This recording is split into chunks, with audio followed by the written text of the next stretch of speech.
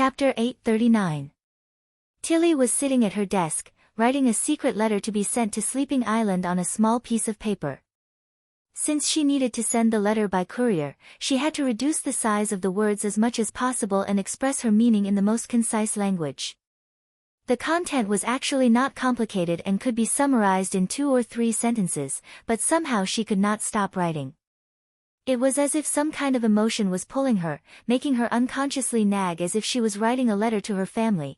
It was really rare for her to let her emotions get out of control. However, Tilly unexpectedly found that this feeling was not bad. Since it was not a matter of life and death, she let it be. The thin ink marks slowly spread out on the letter paper, giving people a warm and comfortable feeling. Dear Camilla.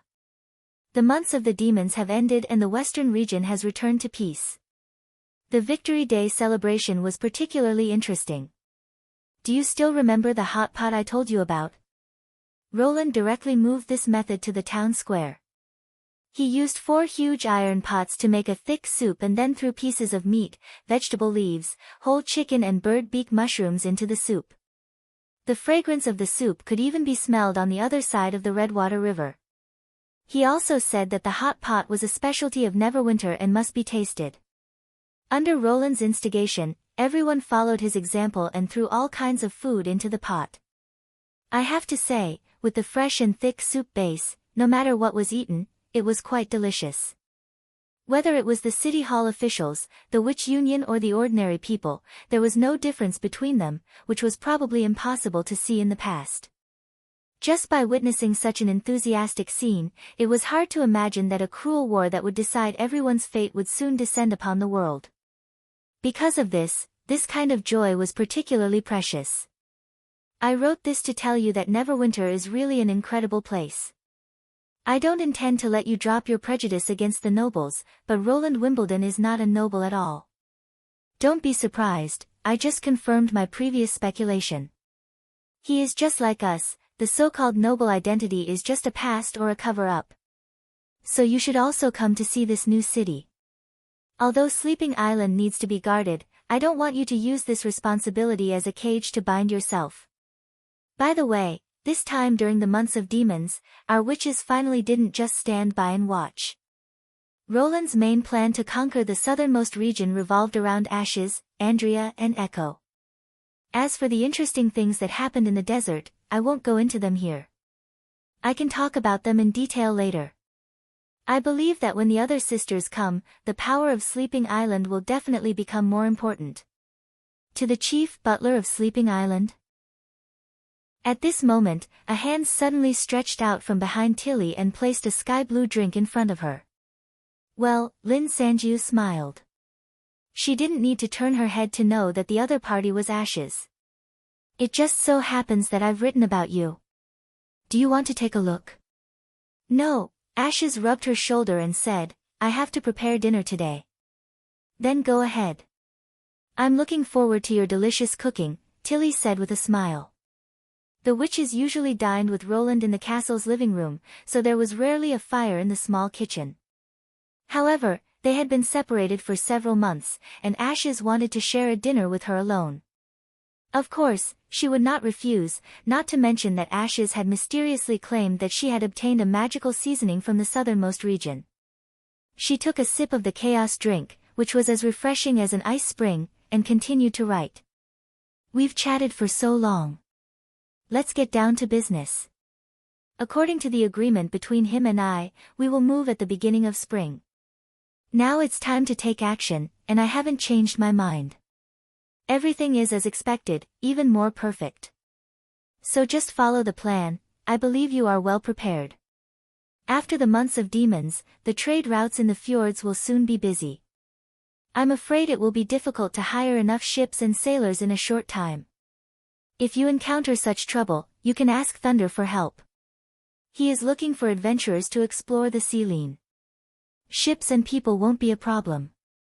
Before the steel ship Roland built for him is launched, Thunder will stay in the fjords. As long as you can contact him, he will definitely help us. In addition, don't forget to tell the lords and merchants of the fjords where we are going. Tell them that sleeping spell will continue to be open to everyone. don't worry that some witches will be too far away from the fjords after the migration. Now that the port at the shoal of the western region has been put into use, and Roland also plans to build a new port at Endless Cape for supplies, it will be easy for Neverwinter's ships to reach the fjords. And I have a hunch that it won't be long before this route will become the busiest trade route between the mainland and the islands. Crossing the channel will become normal, especially when the modified paddle steamers in the port are completed. Please remember, Camilla. Moving the western region does not mean giving up on Sleeping Island. Neverwinter is the front line against the demons and the most dangerous stronghold after the start of the Battle of Divine Will. As a member of the human race, we should do our duty and make a contribution to the fight against the enemy. But even Roland is not sure that we can win. When the western region is conquered by the enemy, the only place we can go is the fjords. Although it's better not to happen, as long as Sleeping Island is still there, we still have hope. Take care of yourself. Tilly Wimbledon. Princess Tilly heaved a sigh of relief after she finished writing. Camilla Derry was originally a member of the nobility in the old king's city, so she was very clear about the dirty deeds among the nobles, which made her completely lose confidence in her social class. Although she still supported all the decisions she made, the chief butler had a vague feeling that she would stay on Sleeping Island forever. However, in Tilly's mind, although Sleeping Island was important, it should not be a lonely place. The guards should take turns, and everyone should have the opportunity to come to Grey Castle and experience the life of a normal person again, which was what she wanted to see. Of course, this letter might not be able to completely dispel Camilla, but as more and more witches learned about the western region, she believed that Camilla would change her original opinion. Tilly put down the quill, rolled the letter into circles, and tied them with a string. When Honey was called over, she was shocked to see 5 or 6 paper circles on the table. "Are they all sent to Sleeping Island?" she asked. "Yes, and they all have to be sent to Camilla." Tilly nodded. "Isn't it too much?" "It doesn't matter. Since it's a letter from Her Highness Tilly, we have to send it to her no matter what." Honey patted her chest. "I'll go and catch 2 big seabirds for you now. Not to mention a secret letter, even a honey-grilled fish can be sent to her." Watching the little girl skipping out of the room, Princess Tilly could not help but walk to the window and look in the direction of the fjords.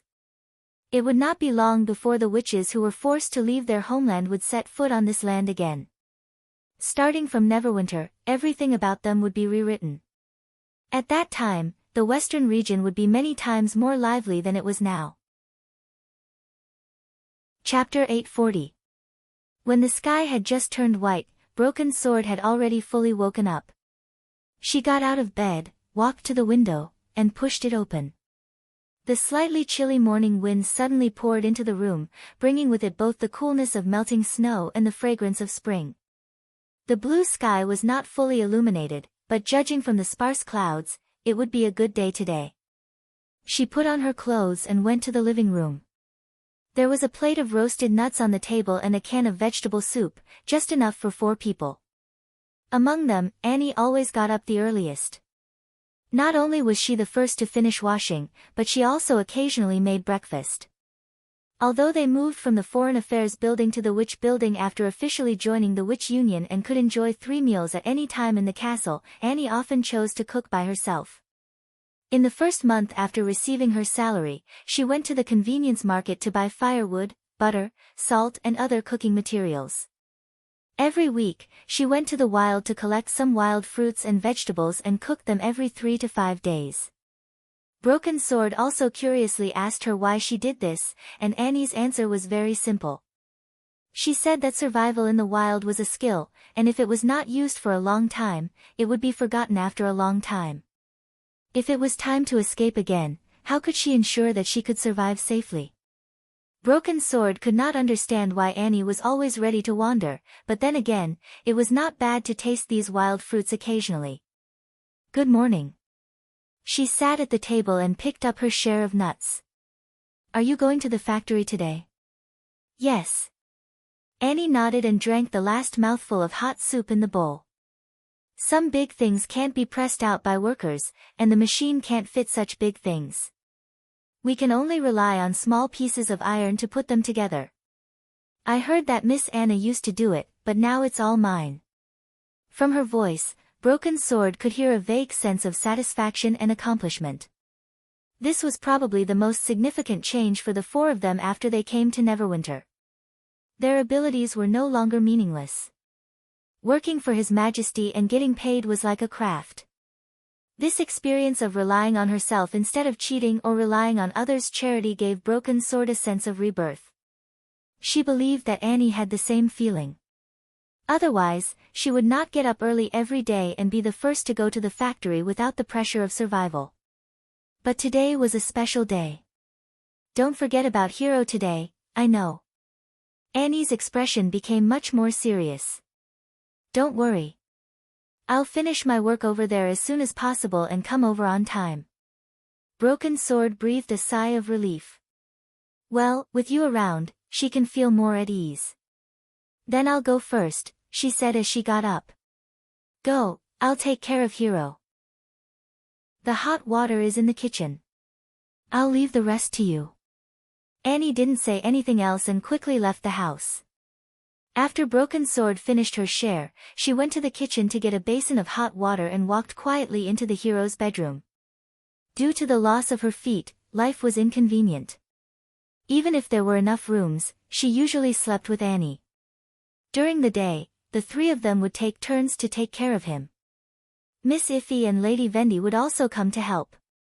To her surprise, Hero had already woken up. He was leaning against the headboard of the bed, looking out of the window, which was getting brighter and brighter. The soft light shone on her lavender hair and fair face, making her look quiet and pleasant. Just by looking at this scene, it was hard to imagine what kind of cruel treatment she had suffered. However, Broken Sword quickly realized that Hero's mood was probably not as calm as she looked, so she got up much earlier than usual. "Good morning," she said.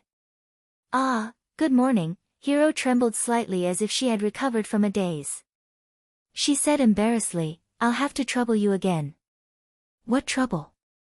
Broken Sword stuck out her tongue. "No one will think so.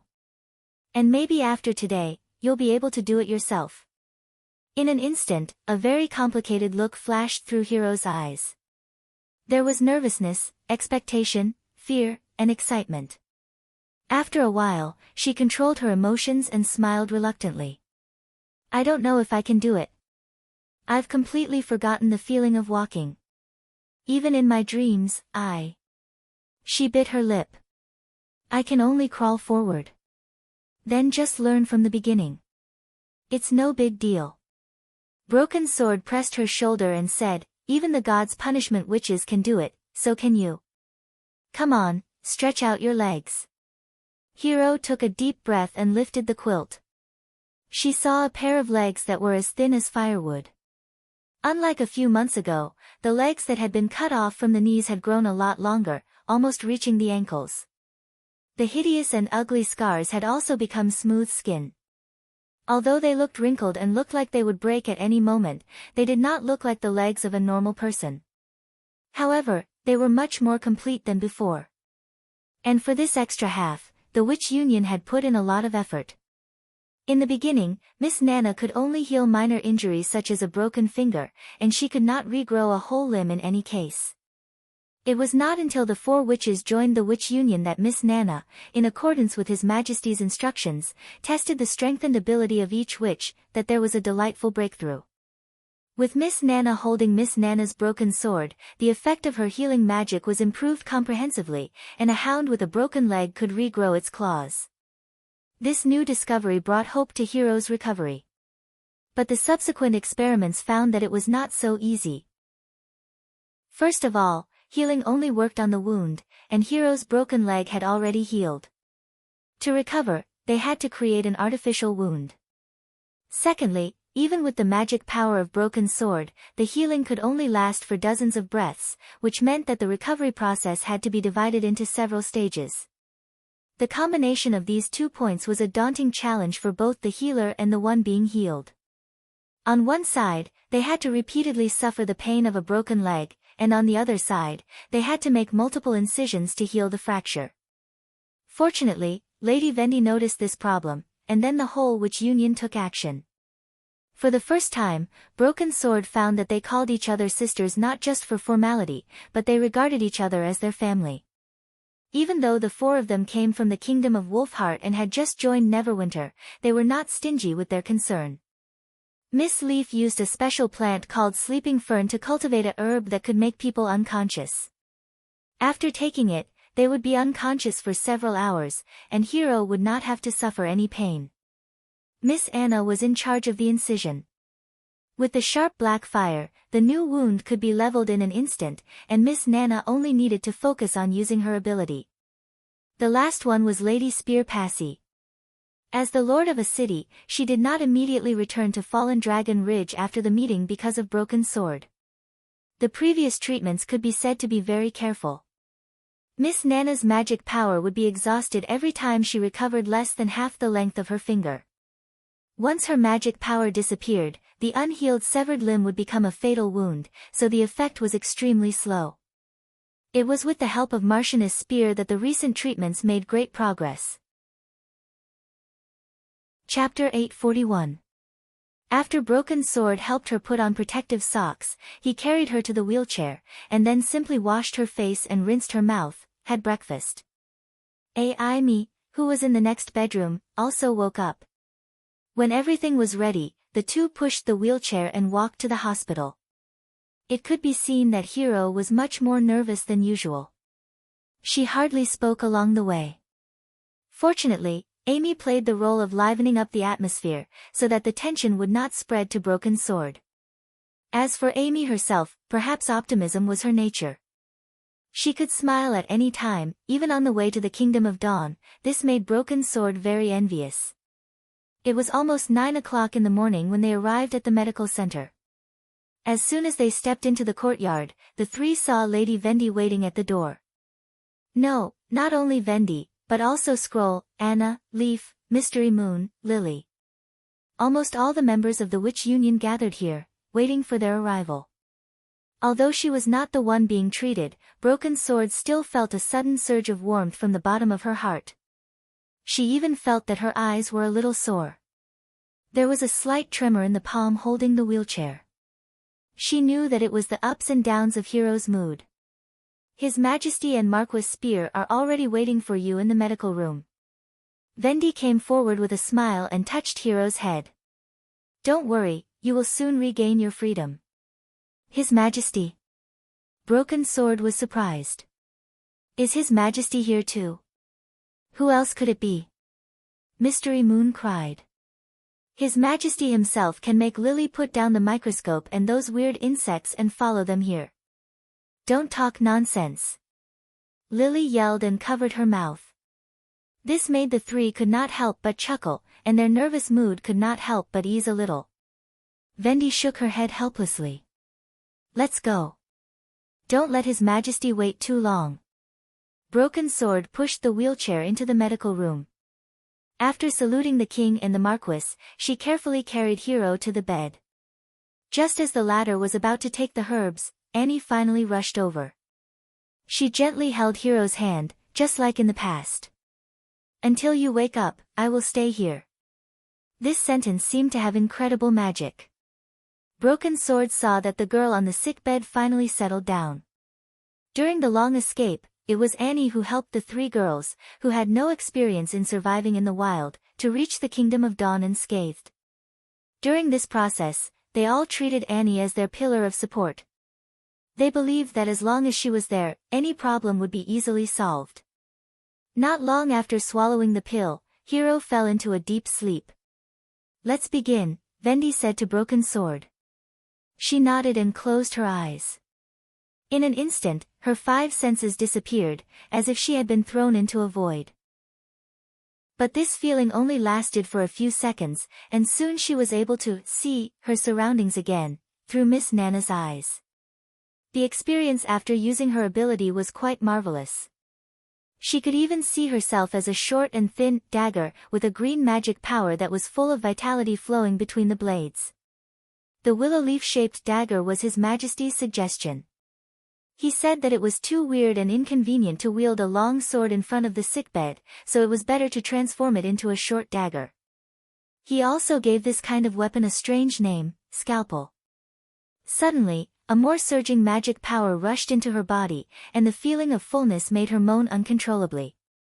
Of course, only the little girl holding her could hear this slight moan. Still uncomfortable? Nana held the scalpel in front of her eyes. It's much better than the previous times. Broken Sword took a deep breath, although it was just a subconscious action. After all, the weapon could not breathe. It's okay. I can bear it. You can use it as you like. This powerful magic power came from Leaf. When Spear Passy connected the two of them, this magic power also impacted Broken Sword. Fortunately, Miss Leaf's ability itself had the characteristics of vitality and nourishment, so it was not too uncomfortable after adapting, unlike Anna's black fire, which was hard, sharp, and cold, as if her whole body was filled with steel needles. Coupled with the vast capacity of magic power, it was almost unbearable for her. Therefore, when working together with the witches, Miss Anna was the one he worked with the least. After becoming a blade, she could have a certain conscious connection with the user. She also faintly realized that a witch's magic power was not unrelated to her own character. Most witches' temperament could always be felt from the fluctuations of magic power. Therefore, it was very difficult for her to understand why Miss Anna, who seemed approachable, quiet, but extremely intelligent, could give her such a feeling in terms of magic power. Anna took off the hero's socks, and a dark thread suddenly appeared on her fingertips, like a rope, and tied Broken Sword's legs. Broken Sword could not help but shiver. She had seen it with her own eyes. When necessary, this black flame could instantly melt metal and burn everything. But now, it was just like the feeling that the magic power of the other party gave her when they were working together. It was just an incomparably hard and cold thread. The black thread quickly disappeared, and Broken Sword knew that it had shrunk into an imperceptible black spot. In the process of shrinking, the skin, blood vessels, and bones were neatly divided into two. Because the cutting surface was too smooth, it took a while for the wound to gradually show a circle of blood. The cut-off limb was less than a finger thick. Nana used a dagger to pick up the peeled skin and drove her magic to wrap the wound. Broken Sword had seen the following treatment many times. The bloody wound began to grow forward, and pink and tender new skin grew under the old skin. The magic power in their bodies was also rapidly draining. If there was no Leaf to continuously replenish them, it would not take long for them to exhaust all their magic power. About half an hour later, a complete pair of feet finally appeared in front of everyone. Nana's spirit had also reached the limit. She almost threw away the scalpel and let go of Broken Sword. She held the edge of the bed and gasped, her forehead covered with tiny beads of sweat. Broken Sword was not much better. For her, the whole process was like constantly inflating her internal organs. Even after restoring her original appearance, her whole body was still sore. The little girl was carried to the next room by Vendi for a rest, but she insisted on staying. She wanted to be the first to see Hero wake up with Annie and Amy. After the sleeping fern's effect faded, Hero slowly opened her eyes. "How is it?" Vendi held her up, sat her against the bed, and asked softly, "Can you feel its existence?"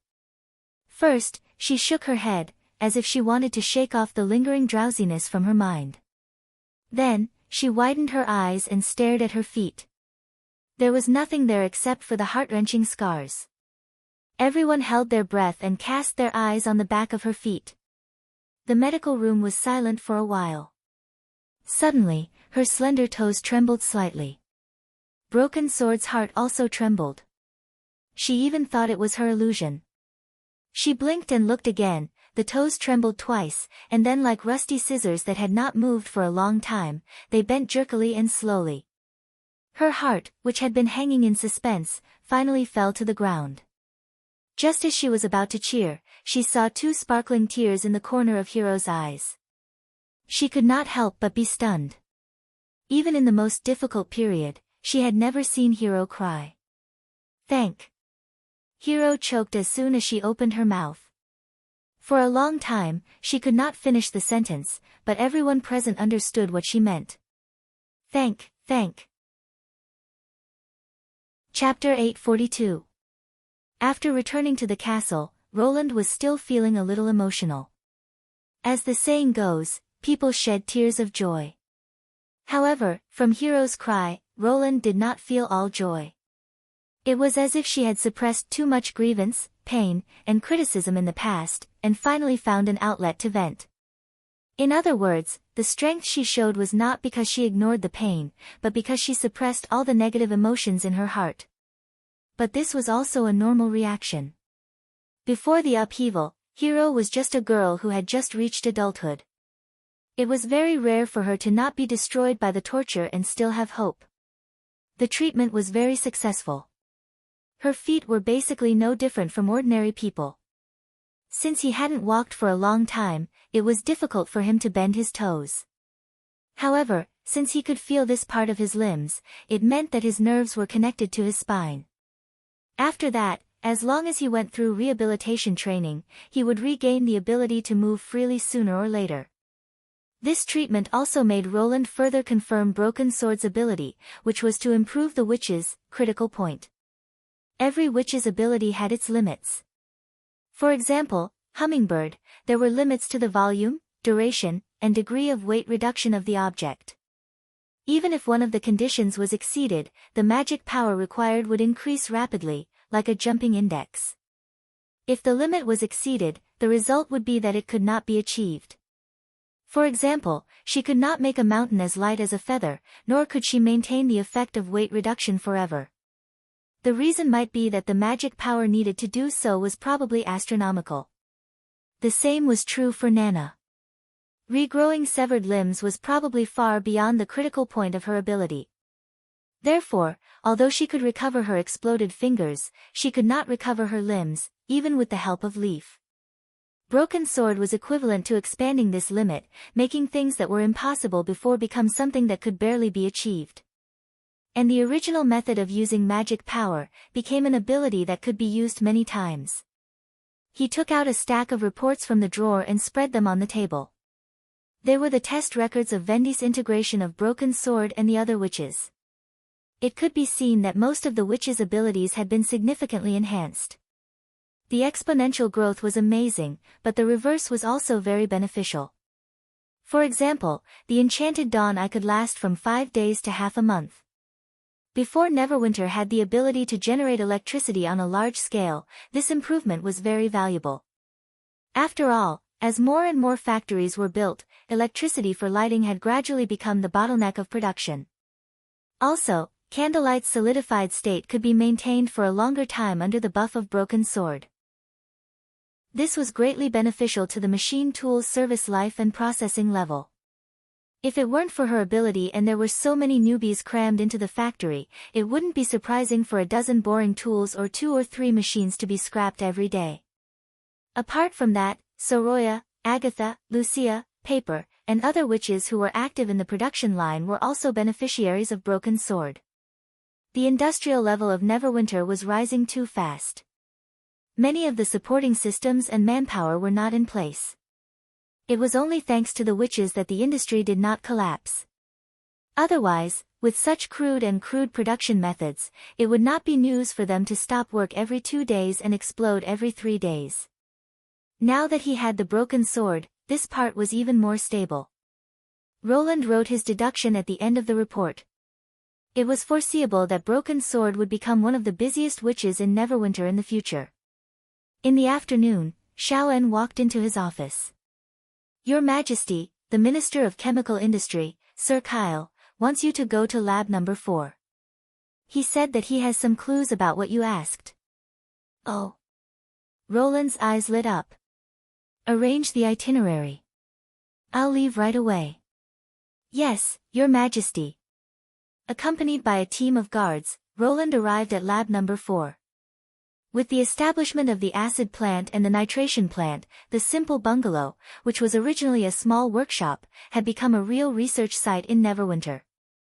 These buildings located beside the Redwater River were not only separated by walls, but also equipped with guards and logistics. Even the houses had been redecorated. The outer walls were painted beige, which made them look much more dignified. Kyle Sichi did not greet him at the door. Only Deputy Minister Chavez stood alone in front of the door, looking a little embarrassed. Roland had long known the temperament of the chief alchemist. He waved his hand and went straight into the room. Kyle was attentively guarding the long table, watching the liquid in the condensing tube drip into a glass. The liquid was as clear as amber, and when he got closer, he could smell a familiar and nostalgic smell. Around it, there were several other glasses, and the liquid inside seemed to be different, from shallow to deep. Roland could not help but take a deep breath. He had not smelled the fragrance of gasoline for a long time. Of course, it was not appropriate to call this crude product gasoline. It was very different from the large-scale car fuel used in the future, but it had the same smell. It was not possible to use it as a stable energy source in a short time. Your Majesty, the chief alchemist noticed him at this time. He put his hand on his chest and saluted. You're right. The Blackwater in the southernmost region is indeed composed of a variety of liquids. I've done several experiments according to the method in intermediate chemistry and found that they can be separated one by distillation. But he pointed to the glass on the table. If you further separate them, their composition seems to be almost the same. Almost the same is right, Roland said carelessly. These things were all hydrocarbons. If Lucia were to decompose them, they would all end up the same. Anything else? They can all be burned, and the higher the level, the more violent the liquid will be. For example, this. He raised the amber glass and shook it. When ignited, it's like an explosion. Your Majesty, are you going to use it to make more powerful explosives? Looking at the excited old alchemist, Roland could not help but chuckle in his heart. When he saw something that could burn, he thought of explosives. He already had the necessary qualities to be a real chemist. In fact, the Blackwater was a sample taken from the Endless Cape. From the very beginning, he had suspected that the everlasting underground fire was caused by the eruption of oil wells. The so-called oil was actually a huge family. As the blood of modern industry and the strategic material that determined the direction of the World War, he naturally knew about it. In fact, the difference between the oil collected from the eastern continent and the oil collected from the western continent was much greater than the color of the skin. It was not wrong to say that they were completely different liquids. Their colors ranged from golden yellow and dark green to black, brownish red, and even transparent. They were gorgeous and gorgeous. Some could flow like water, some were extremely viscous, some could not be directly ignited, but some could easily burn. In terms of composition, as long as it was a hydrocarbon composed of hydrogen and carbon, it could be put into the frame of oil after being mixed together. Therefore, it was not strange that the Blackwater was classified as oil. Chapter 843. However, it was quite rare for the Blackwater to converge into an underground Styx in the southernmost region. According to Iron Axe's report, from the Choke Swamp to the Endless Cape, the viscosity of the Styx was constantly decreasing, and the density of the dead fog was getting thinner and thinner. The Blackwater Valley was the intersection of several Styx rivers. Standing on a high place in the valley, one could even hear the dull roar of the Blackwater under their feet. Roland speculated that the Styx was constantly changing its composition as it flowed. For example, the dead fog described in the report was probably a kind of poisonous gas emitted by the Blackwater itself, or the result of the reaction between the Blackwater and some underground substances. This might explain why the Blackwater Valley had not been turned into a huge brazier by lightning or arson after hundreds of years of evolution, and why the Choke Swamp was rumored to be fatal. The dead fog covering the Styx not only hindered the Sand Nation, but also isolated the air, so the Blackwater could flow steadily to the south. At the Endless Cape, the underground Styx was nowhere to be found, and only a small part of it would spurt out of the ground due to the pressure. Some of it formed a burning column of fire, while others turned into thin streams and shallow pools. At this time, the Blackwater no longer had the suffocating dead fog, so it was suitable for mining. In the face of such a strange crude oil, Roland did not know how many kinds of oil it could be decomposed into.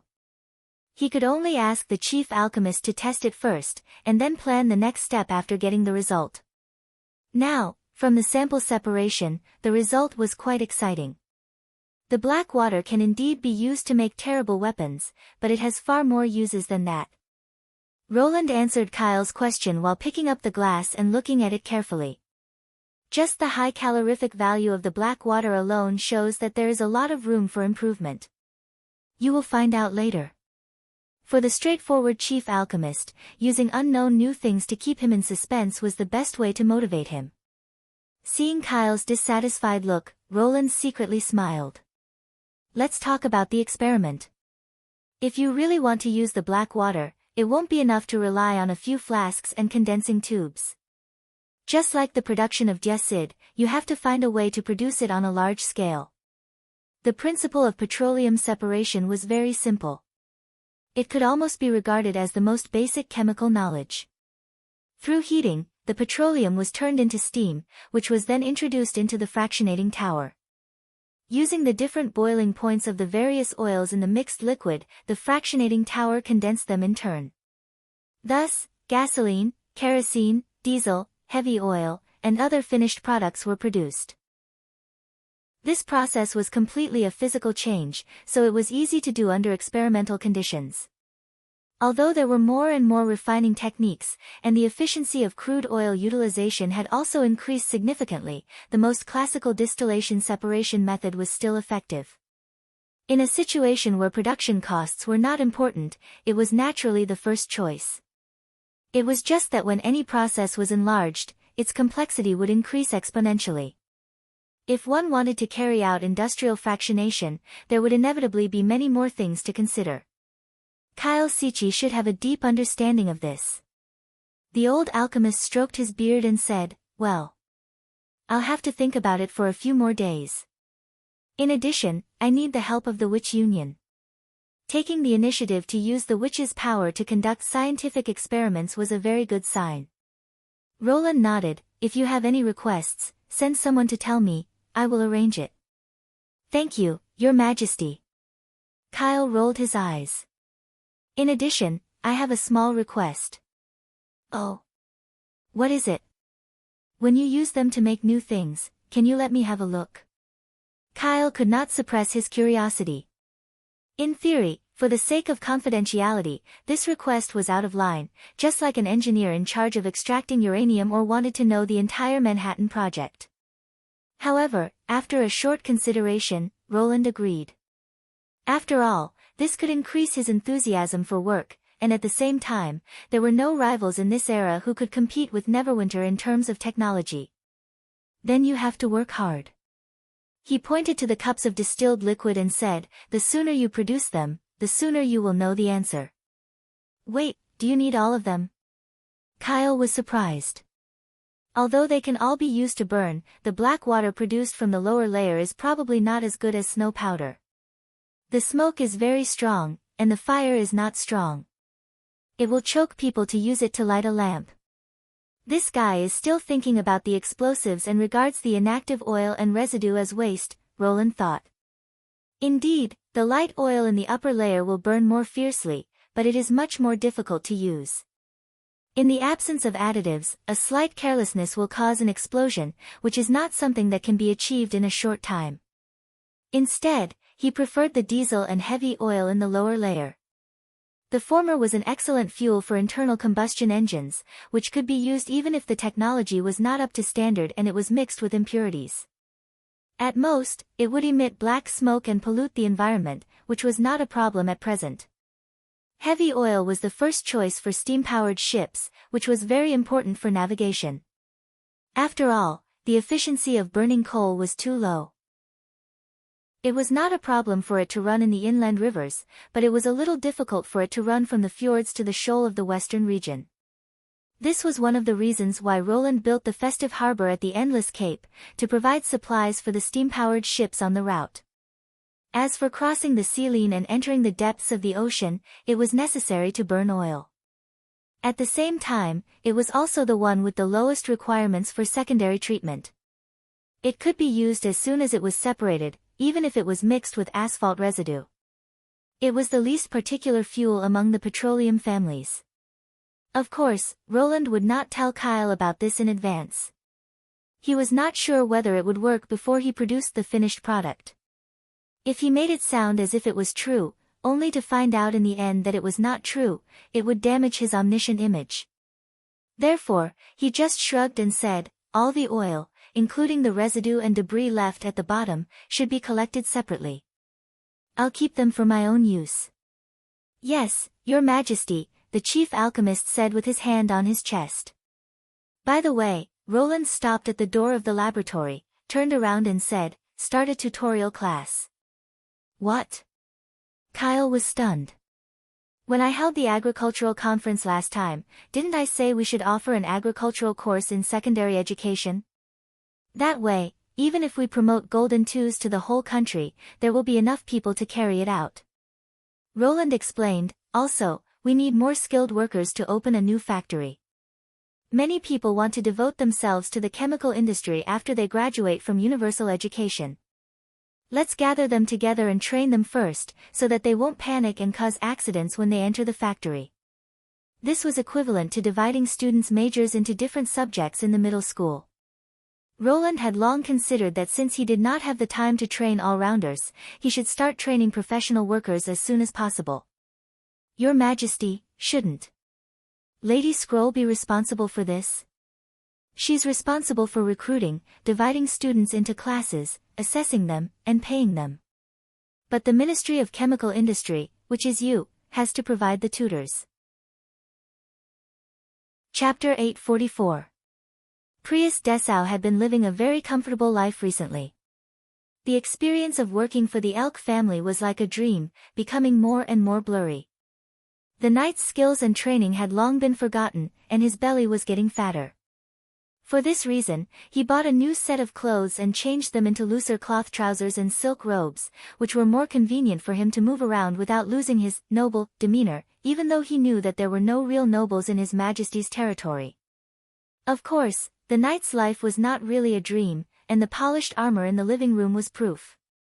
Strangely, when he was still the Elk Knight, he could not stand these armors and even wanted to sell them to blacksmiths at a low price. However, after he turned to work for His Majesty, he found these armors to be more pleasing to the eye. One of his favorite hobbies at home was to hold his babbling child and talk about the heroic past battles in front of the armor. However, in these stories, Prius never mentioned Duke Ryan, as if he had been loyal to Roland Wimbledon from the beginning and was an impeccably loyal minister. After entering City Hall, his career had been steadily improving. Seizing the opportunity of the rapid increase in Neverwinter's population, the chicken and duck breeding area in the north of the city had been expanded again and again, and now it had become an extremely large poultry factory. Yes, he felt that the breeding farm he built was not any worse than those factories that produced machinery. Since His Majesty said this word, he immediately hung a plaque at the gate of the courtyard. Nowadays, many factories had sprung up in Neverwinter, and it had become the most popular word in City Hall. Of course, he could not fall behind. After all, the number of employees alone was as high as 100, and the total number of chickens and ducks was nearly 10,000. The feed and earthworms that they ate every day needed several baskets to carry, which was unimaginable in the past. As for people calling him Chicken and Duck Knight, not only did he not care, but he also enjoyed it. Now that his work was on the right track, Prius was also idle. The first batch of apprentices had learned how to distinguish the male from the female, how to feed, how to select chickens, and so on. They could also train new people, so he did not need to do it himself. Moreover, the foul plague, which was the scariest thing for raising poultry, could be easily dispelled by the witch named Lily. Therefore, it was not a problem for her to do as much business as she wanted. Usually, he only needed to make plans, compile the statistics, and submit them to the Minister of Agriculture. In fact, most of the knight who had been captured with him, apart from a few diehards, were doing quite well. For example, his superior, Sirius Daly, who was originally a wolf knight, had now become a minister. He could be said to be the one who was doing the best. The Light of Dawn, on the other hand, was promoted to an intermediate teacher. His salary was almost the same as his, but when they were chatting, Philin Schilt seemed to mention that he had other plans and wouldn't be a teacher forever. I don't know where this former celebrity knight will go, but it shouldn't be too bad. There was also Halon, Valsa, Kazan, and the others. They either continued to work as teachers or opened a shop. In his spare time, he would gather with these old acquaintances to chat about daily life, work, and expectations for the future. However, not everyone was convinced by His Majesty. For example, Halon was very dissatisfied with the rule that a captured knight could not join the army, so he always looked depressed at the gatherings. Prius did not think much of it. Everyone knew that flintlocks were powerful. If it were him, he would not be willing to hand it over to a defeated general. As for himself, he set his sights on the annual awards and honors ceremony. According to His Majesty's importance to agriculture, he felt that sooner or later he would stand on the high platform in the square and receive the envious and respectful gazes of the people. Not only would he receive the medal from His Majesty, but he would also receive a reward of 100 golden dragons. This was much more promising than joining the army. Prius hummed a little song as he walked to the city hall.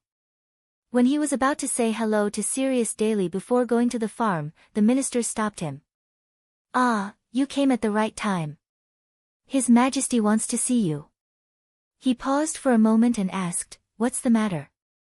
The guard didn't say. He only asked you to go to the castle first. I see. Prius pretended to be calm, but his heart was beating fast. The Agricultural Mobilization Conference had just ended. Could it be that His Majesty was thinking the same as him and wanted to promote him as a role model? With an expectant mind, he walked into the castle. Then, under the guidance of the guard, he came to the office on the 3rd floor. Come in. After he reported his name, a familiar voice came from the door. I've been waiting for you for a while. Officer of the Ministry of Agriculture, Prius Dessa, pays his respects to you. As soon as he entered the door, he knelt on one knee like a knight and clenched his fist in front of his chest. However, his belly was a little fat, so his posture was not as straight as before. When he knelt down, he almost tripped himself. Get up. His Majesty sat behind the long table and smiled at him.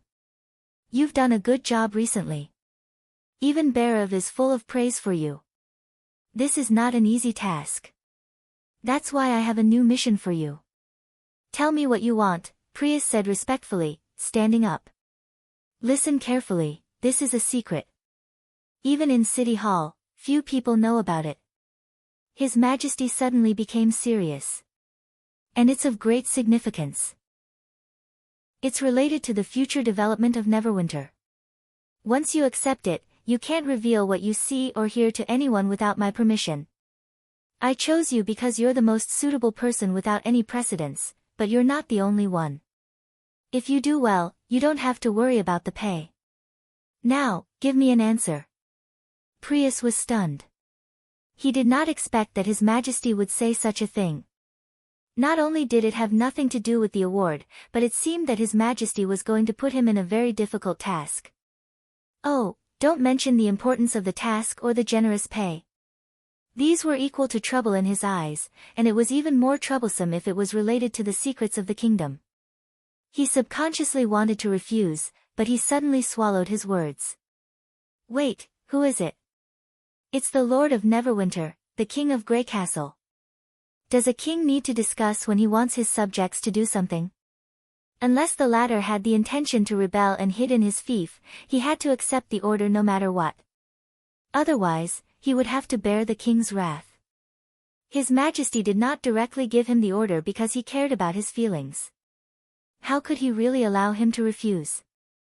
Prius could not help swallowing his saliva. Even if His Majesty Wimbledon was different from other lords, and every word he said came from his heart, what did he say before? Please tell me. He had just vowed that there was nothing he couldn't do, but in the blink of an eye, he said that he did not want to do it or could not do it. If he were the king, even if he did not lose his temper on the spot, he would remember this knot in his heart. In the future, he would not even be able to be an ordinary official, let alone participate in the awards ceremony and the generous reward. Prius wanted to slap himself on the face. After hesitating for a while, he finally braced himself and replied, "I'm willing to undertake this important task." He could not lose this position. His identity as a knight and his fief no longer existed. If he lost his official position and was no longer in charge of the breeding farm, he would really have nothing. At this moment, the only thing that comforted him was His Majesty's words, "In a situation where there is no precedent, you are the most suitable." At least, this was a kind of affirmation of his ability, right? Very good. Roland smiled, tilted his head to the empty space beside him, and whispered something. Then he looked at him and said, "Now, come with me to a place." "Where?" Prius subconsciously asked in a state of anxiety. Chapter 845. Prius had never heard of this name. Border Town was just a place of residence built for the mine, so it had nothing to do with the word city, not to mention that it was ranked third in the list. Before His Majesty came to the western region, the only place that could be called a city was Longsong's stronghold. But when they entered the cave at the foot of the North Slope Mountain, he realized where His Majesty was referring to. He had always been curious about why the Ministry of Construction built a fortress-like building in Neverwinter. The location of this important place guarded by the First Army was too strange. It was backed by the North Slope Mountain, and the east and west sides were far away from the border. It did not look like it was used to defend against foreign enemies, let alone defend His Majesty's castle. He had asked some colleagues in City Hall, but they all answered that they did not know. Some even said that even the construction team in that place was under the direct jurisdiction of Minister Carr, and others had no right to ask. At this point, Prius did not say anything. He just mentioned it casually because he did not want to get himself into trouble. He did not expect that one day, he would set foot on this important military place. When he saw the underground passageway that was obviously artificially excavated, as well as the large group of caves, Prius was so surprised that he could hardly close his mouth. How on earth did they dig it? A year ago, there was nothing here, but now it seemed that the whole mountain had been dug through. With such a spacious underground space, it was no exaggeration to say that it was a city. But, was this something that could be done by human beings? He stole a glance at His Majesty, and the awe in his heart deepened. Duke Ryan had indeed picked the wrong opponent. Although the Lion had been in charge of the western region for more than a decade, suppressed all the big families, managed the barren border area like an iron plate, and his means and strength were impeccable, but he was still a human being. However, what shocked the Elk Knight even more was yet to come. When they arrived at a flat and spacious hall in the trailer, two people dressed like warriors surrounded them. Since the First Army had popularized flintlocks, they had rarely seen guards dressed like this. One of them looked him up and down, then turned to His Majesty and said, "Is this really okay? My people will find out about this sooner or later. Instead of hiding it, it's better to accept it slowly," Roland replied. "Let's start with the officials in City Hall." "All right then." The man sighed helplessly, raised his head, and waved at the dome. Following that, a black shadow descended from the sky, silently landing in front of everyone. Prius' heart skipped a beat, and he almost cried out. "Oh my God, what the hell is this?" He felt a chill run down his spine as he stared at the blob monster covered in tentacles. Even a devil from the abyss of hell would probably look like this. The knight wanted to take 2 steps back, but he realized that his legs were no longer listening to him.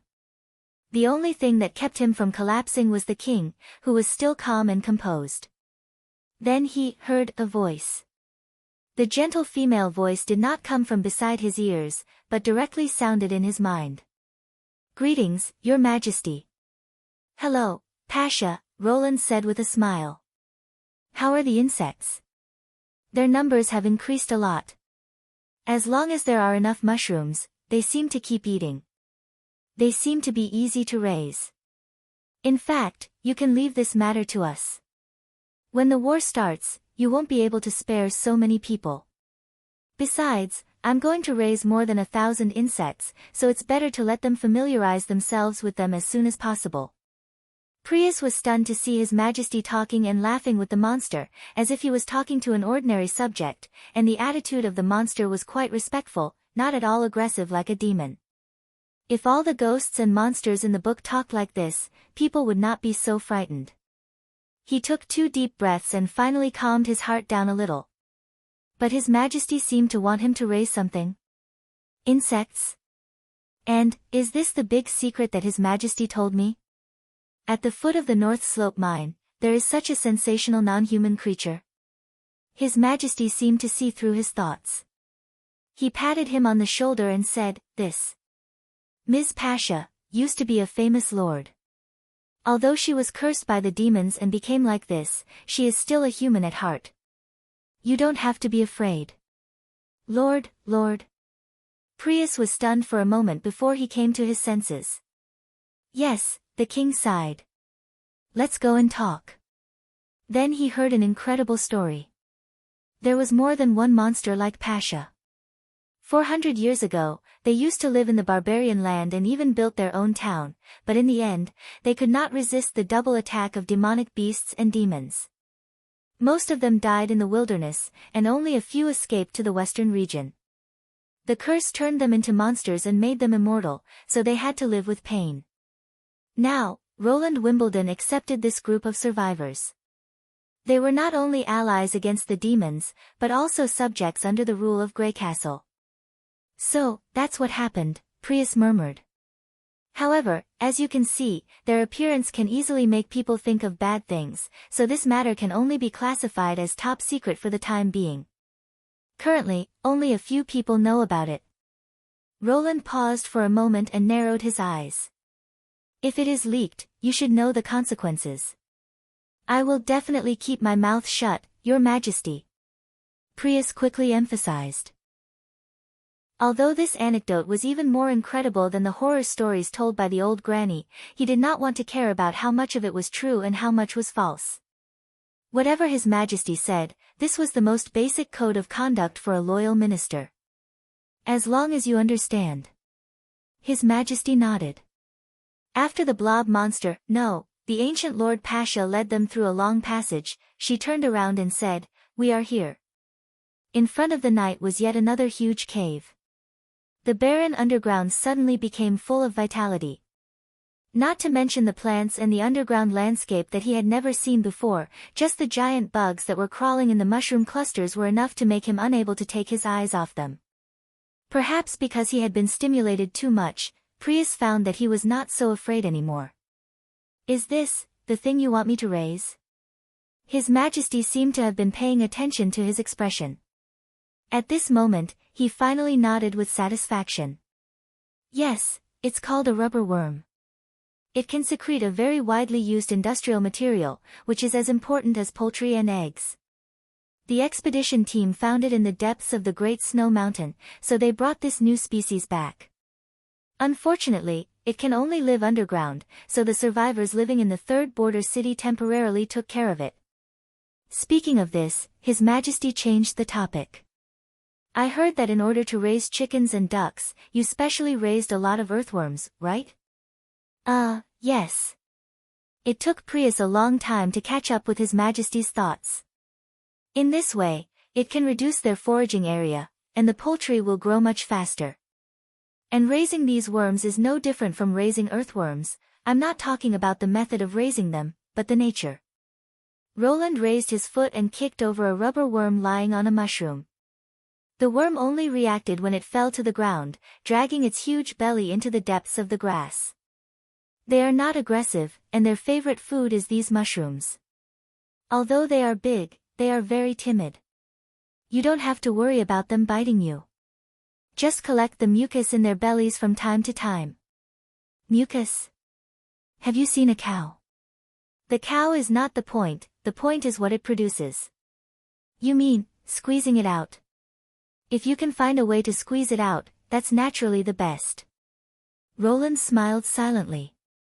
But as I said, the worms are not the point. Sometimes it's faster to kill them and then extract them. Anyway, they reproduce much faster than chickens, ducks, and cows. Somehow, Prius suddenly shuddered. He faintly felt that His Majesty did not like these insects, which were vital to the industry. But this feeling flashed by, and His Majesty returned to his usual tone in the blink of an eye. Some habits of the rubber worms are recorded in this book. He handed over a booklet wrapped in a hard leather cover. You can compare and study it, and then see if there is any way to make them grow faster and make it easier to collect. I hope to see results this month. Yes, Your Majesty. Prius swallowed and took the booklet. But if it's just me. Chapter 846. It was not a whim of Roland to ask the Ministry of Agriculture to raise rubber worms. As an industry as important as oil, it was better for him to take control of it. He would not have set up the farm in the third border city if he had not been worried about the potential threat these worms posed. As for the story of the hapless lord, it was the result of a discussion with Berev and Edith. Compared to the witch empire that ruled the human beings, it was easier to accept the story of the female lord and the destruction of the city-states. Currently, only the senior officials of the city hall and some of the backbone of the First Army knew the truth about the Battle of Divine Will and Tequila. This was not good for the propaganda of the upcoming war, but it was easy to cause panic if they told the truth. Therefore, it was a good compromise to reveal the truth bit by bit to give people some psychological buffer. In order to ensure the stability of the United Front, he even wanted to bury the dark history of the Witch Empire forever. If the human beings could win the Battle of Divine Will, when archaeologists rediscovered this lost record, people would not be bothered by this special period in history. After leaving the Elk Knight in the wormhole and letting him study it by himself, Roland was invited to the center of the underground hall by Pasha. "They're back, Your Majesty." Who? Roland couldn't help but raise his eyebrows in response to this question that came out of nowhere. Pasha did not answer. Instead, she raised her tentacles and mysteriously pointed at a dark passage on the side of the hall. He turned his head and saw a white shadow moving in the dark tunnel.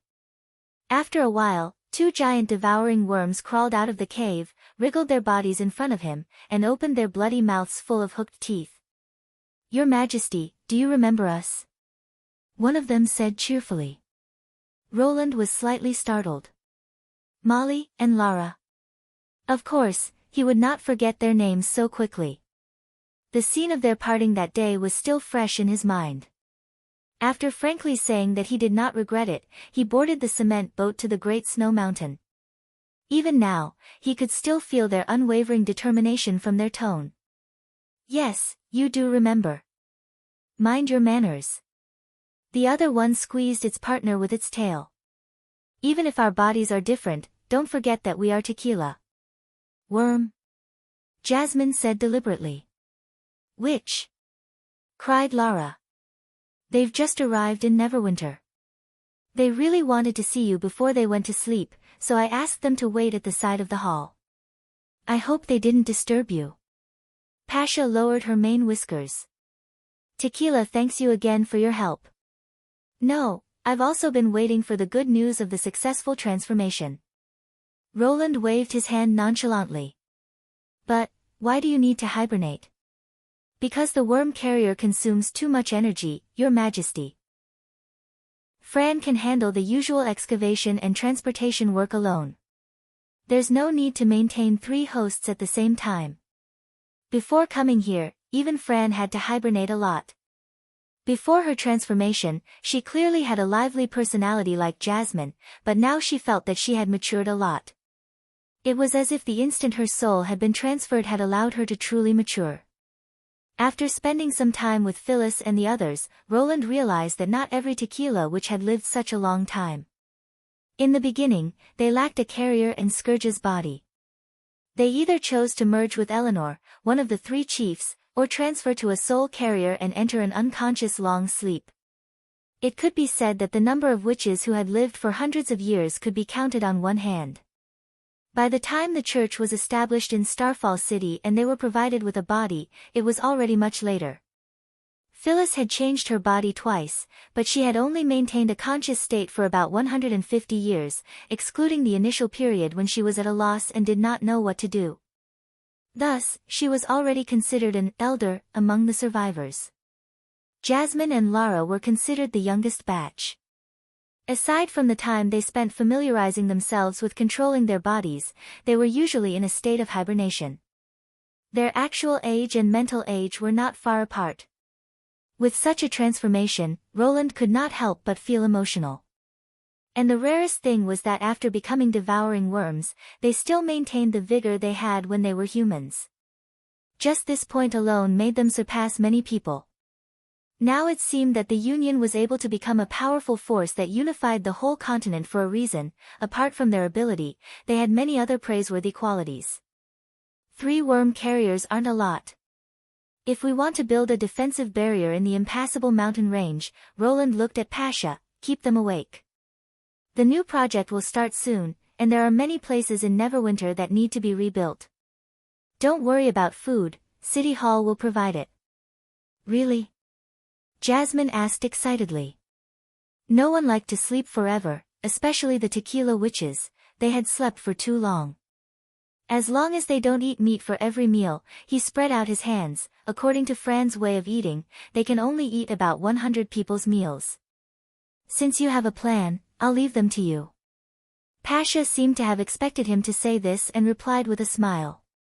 After seeing Jasmine and Lara, Roland felt inexplicably relaxed. When he returned to the castle, the First Army also sent him the latest news. The blasting operation at the Snow Mountain was very successful. The passage through which the underground river flowed into the sea had been completely blown up, and the rising water was expected to continue to flow westward after swallowing the ruins. Except for the gun battalion that would continue to guard the Snow Mountain and observe the change of the water flow, the rest of the soldiers would return to Neverwinter in a few days. This was not unexpected. When the tequila witches finished searching the underground ruins and obtained the devouring worms, the exploration came to an end. In this way, the entire western region would have no worries for the time being.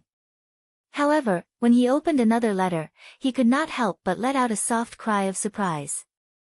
This letter came from the northern region, but it was not sent by a flying courier. Instead, it was specially sent by the garrison troops to Duke Kant.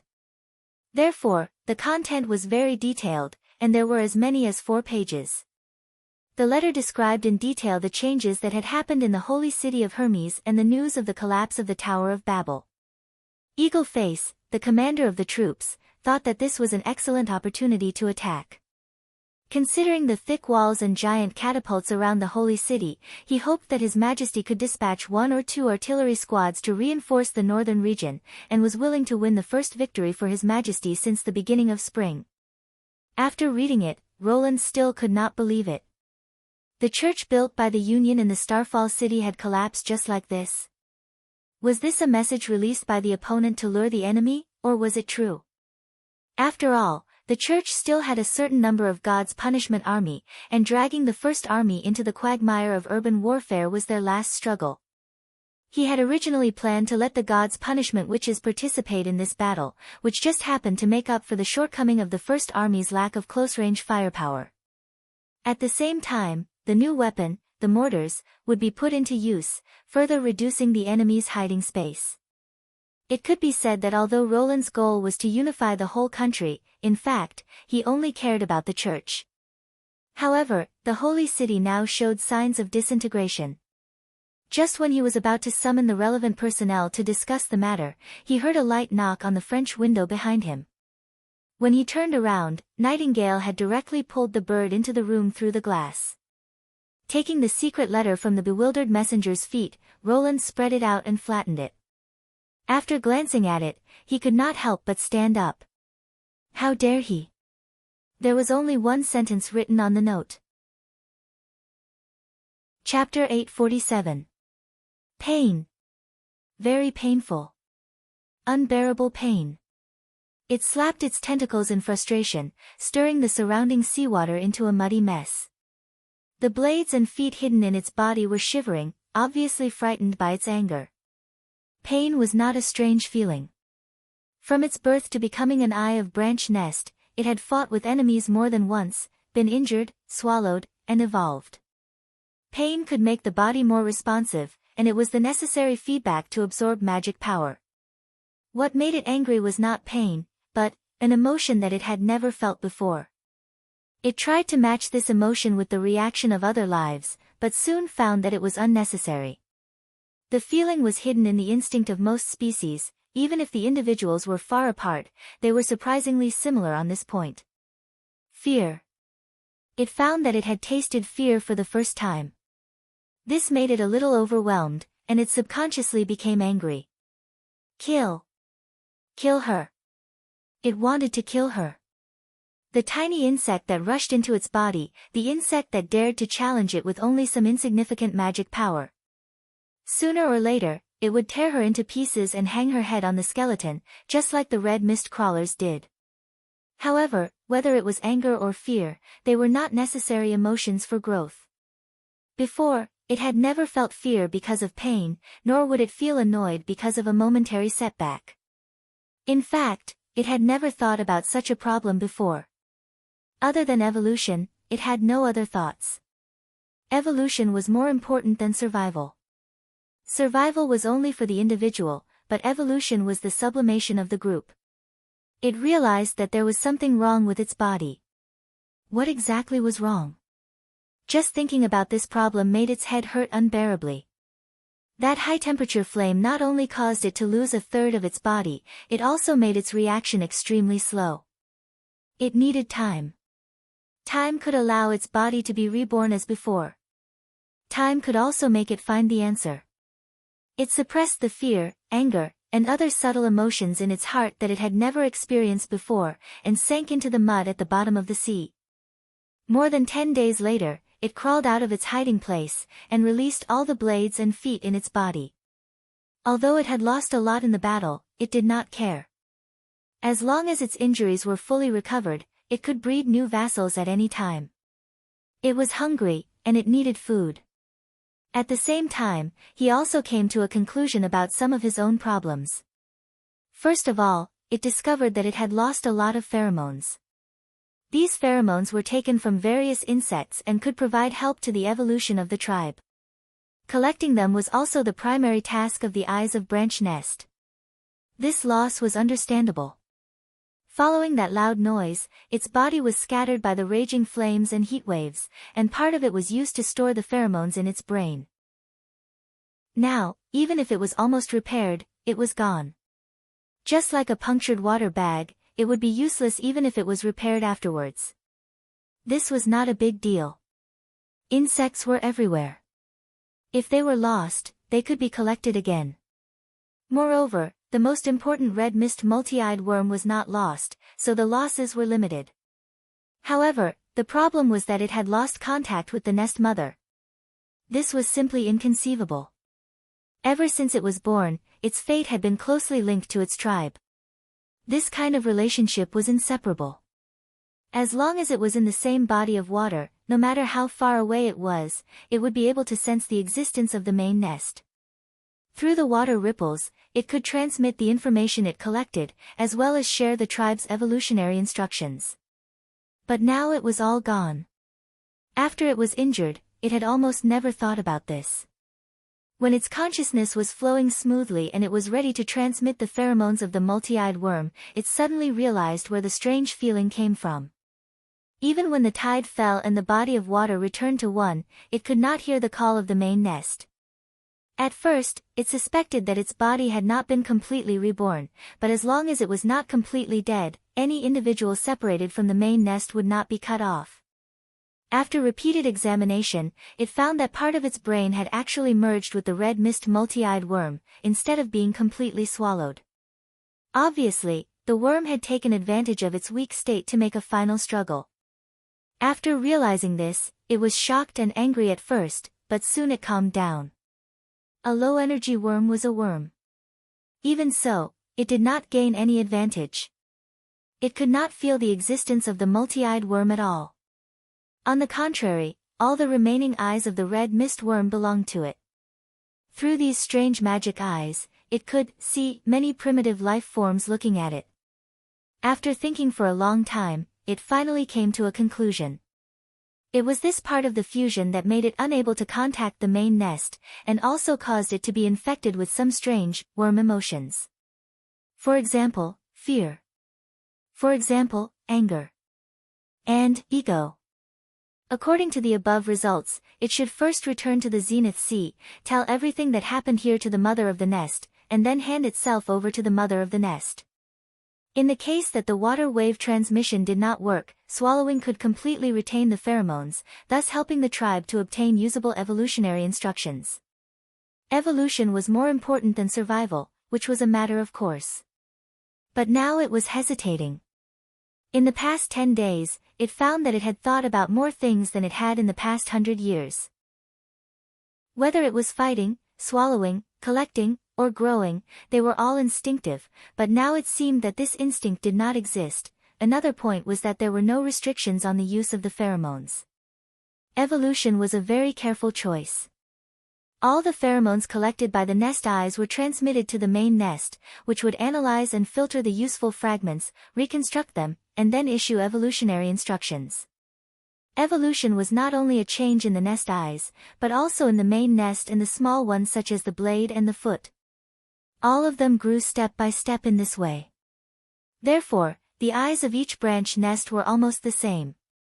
But when it was waiting for its body to recover, it unexpectedly used a pheromone from a primitive individual that could heal itself quickly.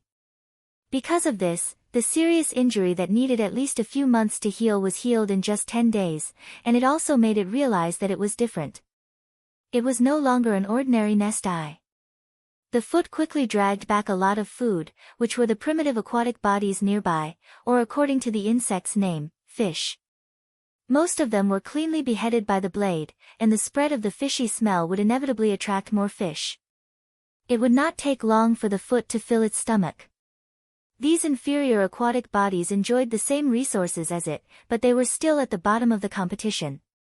For some reason, when it saw these mindless fish coming to its door, it suddenly thought of itself. Since it already had fear, it did not want to return to the zenith sea. The insect's emotions disturbed it, and at this moment, the importance of survival was more important than anything else. It was afraid that the mother of the nest would swallow it, and it was also afraid that the erratic insect would come to it again. It also wanted revenge on the insect. The anger in its heart did not dissipate, but it temporarily hid it. Fear and anger alternated, and it found that there were still many things it wanted, which it had never considered before. If it wanted to achieve these things, evolution was the only way. After swallowing the fish into its body, it could not wait to take action. In the past, it would not have been so anxious. All the nest eyes were doing the same thing, and it did not matter whether it was there or not. But now it was different. The following collection and evolution had nothing to do with the tribe. Chapter 848. Otto Luashi is an ally of Greycastle. He doesn't deserve this.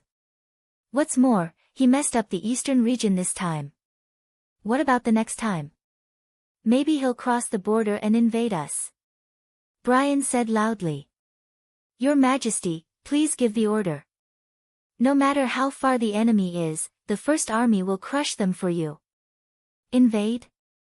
Barav raised his eyebrows.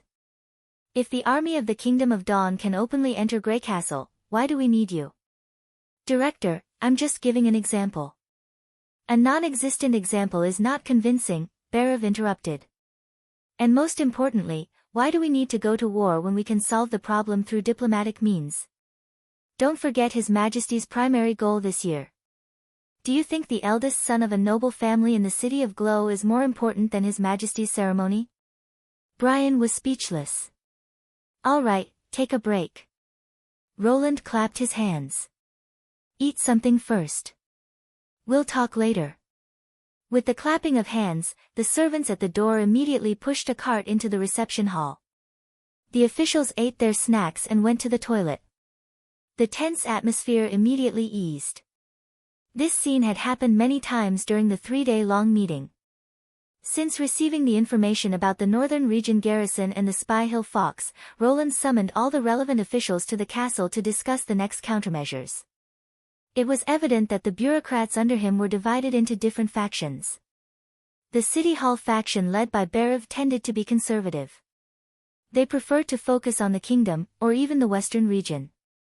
They wanted to expand the population and strength step by step until the unification of Greycastle's regime was complete.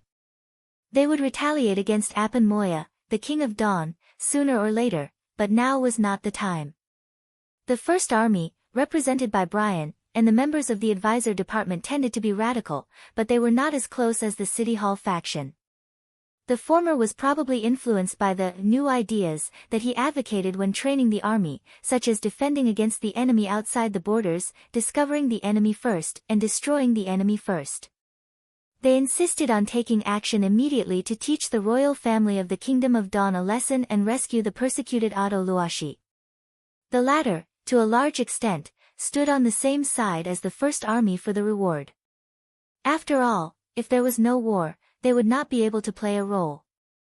In addition, some of the members of the advisor department came from Longsong Stronghold and did not know as much about Neverwinter as the City Hall.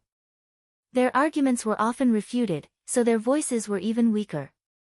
Because of this, Brian's speech was easily rebutted by Berev several times. In terms of eloquence, the disparity between the two of them was too great.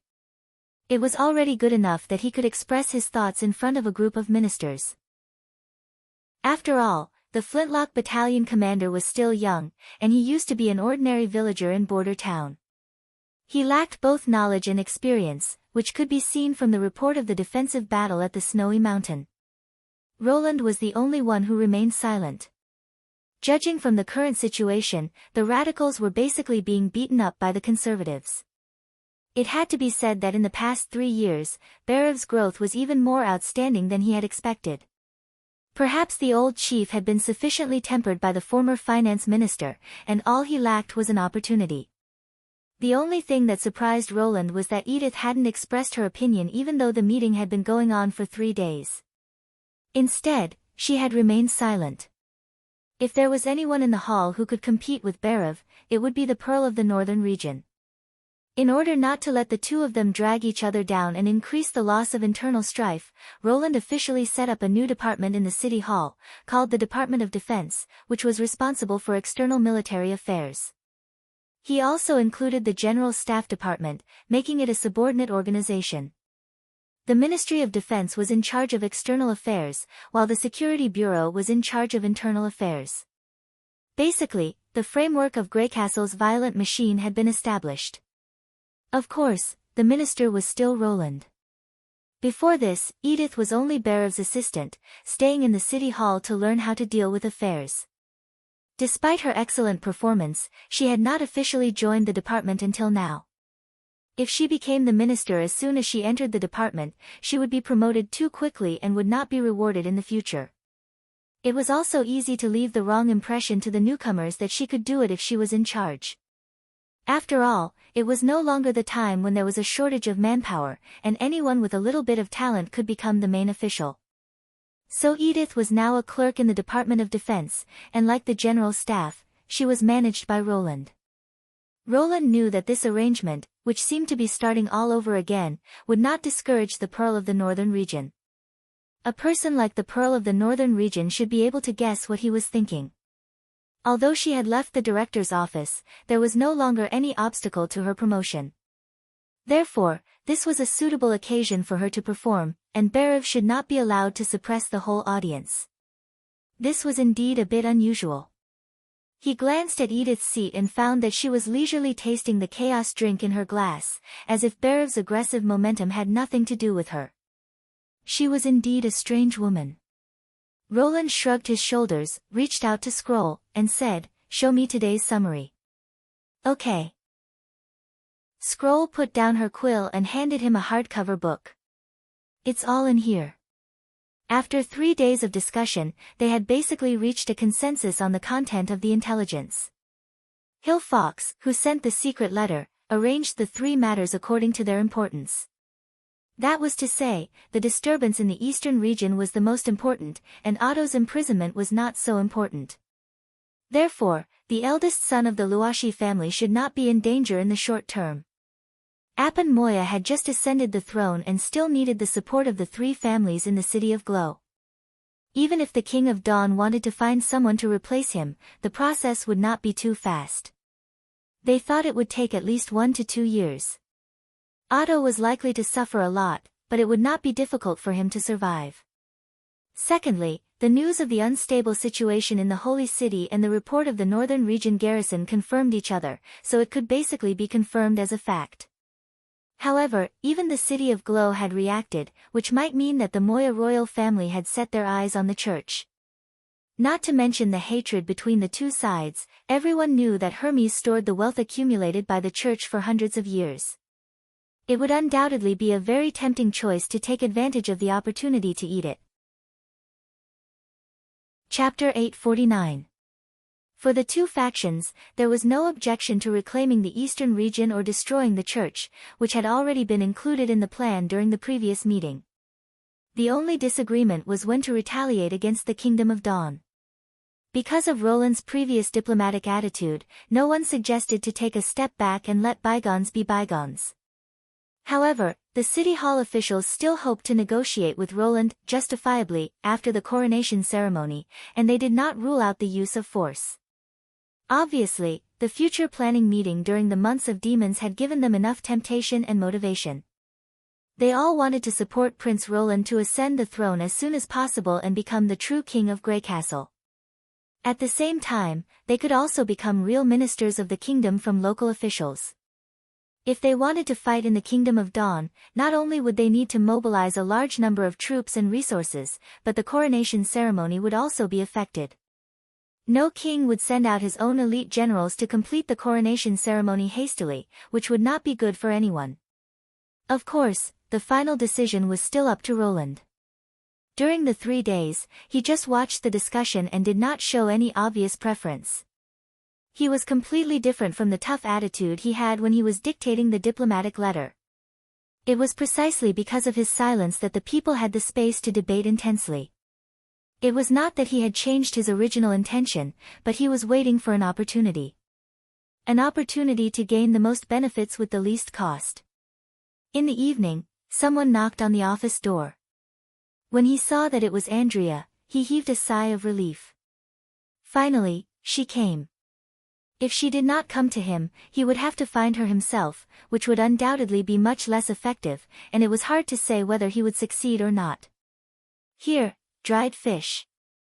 Nightingale appeared and handed her a piece of honey-roasted fish. Apart from Vendi, Andrea was one of the few witches who could share snacks with Nightingale. Perhaps this was the mutual attraction between the nobles. Thank you. But Andrea did not seem to be in high spirits. She took the dried fish and put it in her pocket, then put her hand on her chest and bowed. Your Majesty, I. Halfway through her sentence, she stopped again, as if she didn't know how to express herself. You want me to save your childhood friend, Otto Luashi, right? At a time like this, Roland couldn't let Andrea hesitate any longer. If she changed her mind, wouldn't he have wasted these days? In addition, he also vaguely guessed the other party's hesitation. There was one thing he was sure of, and that was that the relationship between Ao Tua and her was a one-sided crush. Because of this, she didn't know what position she should use to make this request. Childhood playmates? After so many years, Andrea did not miss her past in the Kingdom of Dawn. After all, when Earl Quinn found out that she was a witch, he did not protect her and directly faked an accidental death. This kind of memory was really not very good.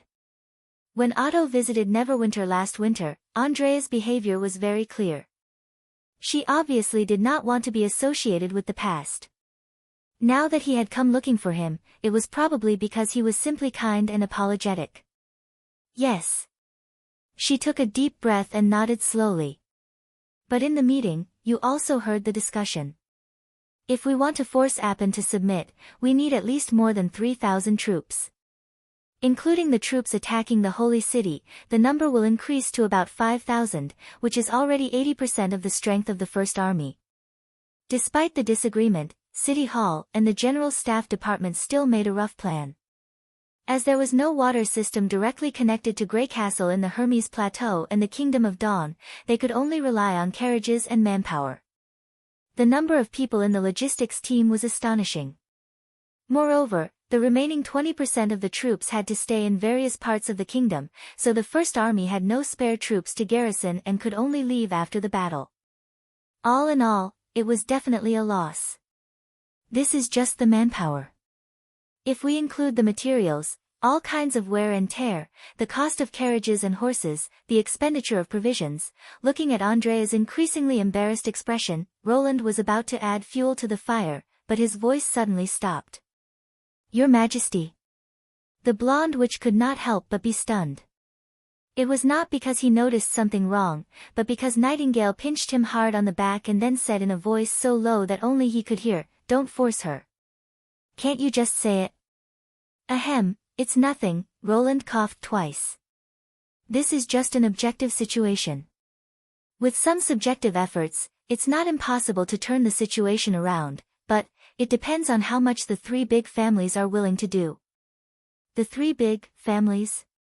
Obviously, the king no longer trusts them. We may be able to save Otto, but this will also cause a complete break between the Moya royal family and the Luashi family. Even if Appin is removed from the throne, will the next king of Dawn forget all this? Roland touched his chin and said, facing a strong enemy like the demons, I can't invest too much energy and manpower in the neighboring countries. In the end, it's them who decide the direction of the Kingdom of Dawn. Andrea seemed to realize something. Please continue. Someone must replace the Moya royal family, he said word by word. Andrea was silent for a moment. I see. Do you have a plan?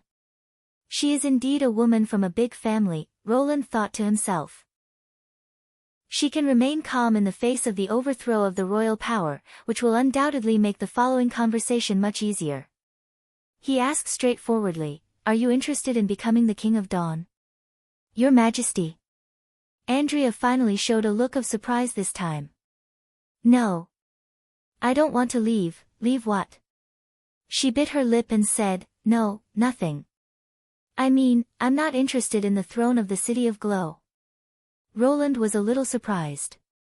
It was not that she did not want to become the king of the Kingdom of Dawn, but her expression clearly showed that she was worried about personal gains and losses, which was rare in Andrea, who was always full of a sense of elegance.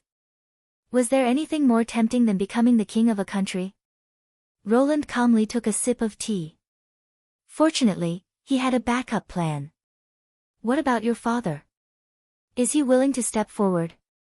The reason why the Quinn family was the best choice was not only that it was stronger than the other two families, but also that Andrea, who was favored by Otto and Oro, was also the key. It could be said that her opinion, in a sense, represented the three families more. According to the education level of Neverwinter, the number of people trained was not enough for the kingdom. It was not realistic to completely control the Kingdom of Dawn, so it was more convenient to support a regime that was more inclined to Grey Castle. If Andrea agreed to this plan, he would not have to pay too much and would still be able to get the resources of the neighboring country. Of course, the other two families won't be left without anything. This change of power will make all the participants winners. More importantly, the threat above your heads will no longer exist. Roland said slowly, in this way, Neverwinter doesn't need to spend a lot of money and troops. You just need to help the Quinn family complete this change. This time, Andrea did not hesitate for too long. After thinking for a while, she agreed. I think, my father will agree. After a short pause, she repeated, No, he will definitely agree. When she said this, Roland knew that she completely understood what he meant. The time was ripe. Chapter 850. I thought you were going to be the King of Dawn yourself. After Andrea left, Nightingale curled her lips and said, So you weren't joking that day. Do you really want to help her become queen? It's not like you can't tell. Roland shrugged. As for me, countless thoughts flashed through his mind, from the lack of talents to the efficiency of communication, from the lack of time to the limited resources. In the end, he could only say, "I'm still too far away to help." Is that so? Nightingale patted him on the shoulder and said, "But don't worry, Andrea is still very reliable. The Quinn family shouldn't be too bad either." I didn't know that these two noble witches really appreciated each other. Roland laughed inwardly. However, Nightingale used to live under someone else's roof, so her political vision was not as good as Nightingale's. This had nothing to do with her family. As long as she was not blindly loyal, most people would know what to choose when they had a chance to rise to the top without paying too much. However, he did not say this out loud. After all, Nightingale was too cute when she talked nonsense with a straight face. At this moment, someone knocked on the office door again. "Come in." The door opened, and Isabella appeared at the door. Roland was also a little surprised. Logically speaking, she was not a member of the Witch Union and should not be able to enter and leave the castle district normally. However, after seeing Agatha's figure outside the door, he roughly understood how she had found him. "Your Majesty." The pure witch who belonged to the church bowed and went straight to the point. "I heard from Agatha that the Church of Hermes is about to collapse." If it were not for her rather serious expression, Roland would have thought that she was here to plead for her old friend from the church. That's what the intelligence said, but the specific situation is still under investigation. Although he did not understand why the ice which revealed these things to Isabella, he still nodded and said, "Church fugitives have appeared in both Coldwind Ridge and the western part of the Kingdom of Dawn. According to their confessions, the cathedral that represented the faith of the Holy City seemed to have collapsed overnight. I hope you can send an army to Hermes as soon as possible." "What's the reason?" "Do you still remember the hundreds of thousands of pills of madness that I mentioned before? I don't know how many people know the location of the warehouse where the pills are stored, but it shouldn't be too few. If it is leaked, I'm afraid it will have a negative impact on your future plans." She paused for a moment before continuing, "And these things will be of great help to the battle of divine will. It's best to collect all of them and transport them back to Neverwinter." Only then did Roland remember that the information provided by Zero did mention such a thing. It seemed that Zero planned to gather all the humans and fight the demon army to the death. Her trump card was a large number of berserk pills. As he looked down upon these worthless drugs, he put the matter to the back of his mind. But now, the situation had changed. Isabella was right. If someone spread the pills and it fell into the hands of the nobles of Greycastle, the Kingdom of Dawn, or even the Blackstreet Rats, it would cause a lot of trouble. It might not be enough to deal with a fully armed army, but it was enough to attack the officials he sent out and the local government. "Where are the pills stored?" He looked at Isabella. "They're scattered in secret warehouses on the Hermes Plateau. It's hard for me to tell you exactly where they are." Isabella hesitated for a moment. "If you trust me, please let me go with the army. I used to be the Pope's agent. This identity should be able to slow down the speed of the collapse. If the internal collapse is too fast, even the army can't control the situation. But who knows if you'll use your identity to do something else," Nightingale said. "For example, secretly releasing those believers. You know some of them, don't you? You know I didn't lie to His Majesty." Isabella shook her head. "Zero has already proved who's the god's favorite. I don't need to do those things in vain. If necessary, the army can also set up a trap in advance. I'll lure the believers into it and then eliminate them all. The way to maintain order is not only to use my identity to restrict them, but also to completely annihilate them." "Ah." Nightingale could not help but be stunned. She spat in a low voice and said, "It's really a pure witch's means." Roland could not help but feel a little emotional. Nightingale was speechless for a moment, so there was no doubt that Isabella was serious. Although Isabella had expressed complete submission to him that day, it was based on the premise that he could fight against the demons. Unlike most witches, Isabella had received the same education as the pure witches. As long as she could achieve her goals, she did not care about the lives of ordinary people. After thinking for a moment, he slowly said, I can let you go with the first army, but you don't need to participate in the battle. You just need to find those pills and then destroy them on the spot. Your Majesty, she said with a frown. Although the berserk drugs will overdraft one's life, in a desperate fight, say no more. Roland reached out and interrupted her. Speaking of order, I have another task for you. Isabella immediately lowered her head and said, Please tell me. There are still several cloisters in the old holy city, right? Yes, but there are no witches in them. She thought for a moment and changed her words. There may be awakened ones in the months of demons last year, but the chances of them surviving are not high. It doesn't matter. Release all the orphans, take good care of them, and then bring them back to the western region. She was stunned. All of them? Yes, you're in charge. Roland nodded. If the pure witch's philosophy was to complete the task without caring about the lives of others, he would like to see if the pure witch could still carry out this goal when carrying out a life-saving task. He could not change what had happened in the past, but he did not want her to continue on this path. This request is not without reason. Also, thank you for reminding me, if the upper class loses the ability to maintain order, the cloisters are likely to become a hell on earth. Neverwinter needs a large number of laborers, and women can also find suitable jobs. I remember the church will provide basic education to the orphans, right? Therefore, they were all excellent seedlings, and should not starve to death in the high walls. I want you to bring them back, as much as possible, without missing any of them. Isabella was silent for a long time. That will require a lot of food. Someone will prepare it for you. A complicated look emerged in the eyes of the pure witch. This scene seemed familiar. On the day she was announced to be pardoned, took off the shackles, and obtained limited freedom, she showed the same look. If her heart could be heard, the biggest question must be, why? But she didn't say anything. Instead, she slowly bent down. Chapter 851. Edith returned to her residence, took off her coat, and threw it on the hanger at the door.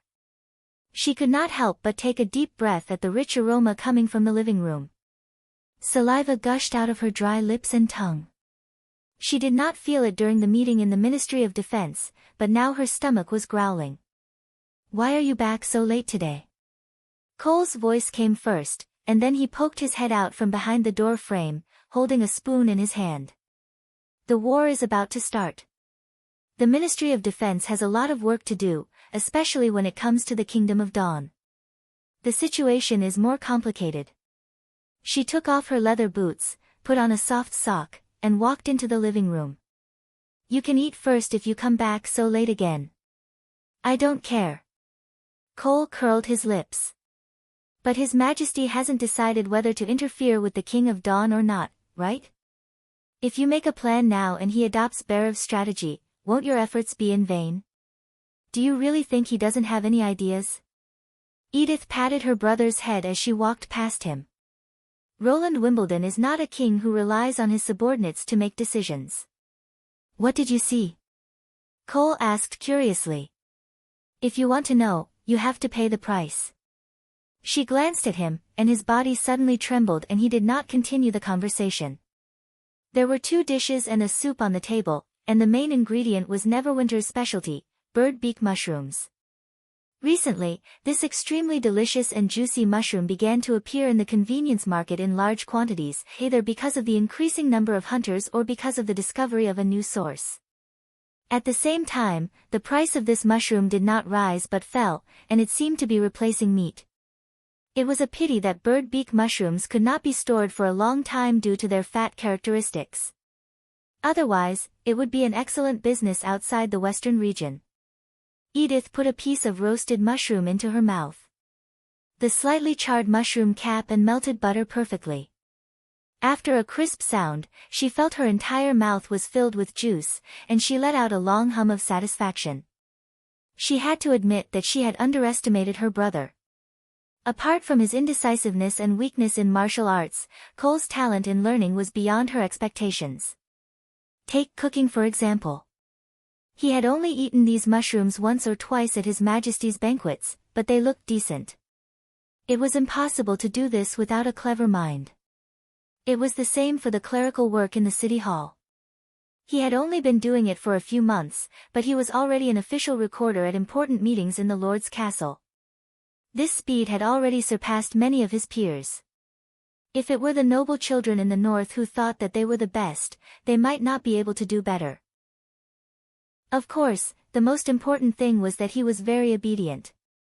Thinking of this, Edith felt that the dinner was even more delicious. After all, the more capable his subordinates were, the easier it would be to do certain things. Sis. Halfway through his meal, Cole could not help but ask, "Why didn't you speak during the conference these few days?" She put down her spoon and raised her eyebrows. "His Majesty asked you about the things you're good at, right? Since you saw through His Majesty's intention, why didn't you say it for him?" Cole muttered. "Didn't you see the way Berev looked at you?" That smug smile was almost overflowing. "That's also a secret. According to the usual practice, heir." He bowed his head, and his expression showed that he was in a dilemma. After hesitating for a long time, he shook his head, as if trying to suppress his curiosity. "But for the sake of this delicious dinner, I'll take it as you've already paid the price." Edith smiled slightly. "How much do you know about Andrea in the Witch Union?" "Andrea?" Cole thought for a moment. "Her name has never appeared on the schedule, and her ability, it has nothing to do with her ability," the Pearl of the Northern Region interrupted. "It's normal that you don't know about her. She's a combat witch, and she rarely shows herself. Only a few people know about her background. As far as I know, Andrea is a noble from the Kingdom of Dawn, and her family background is quite noble.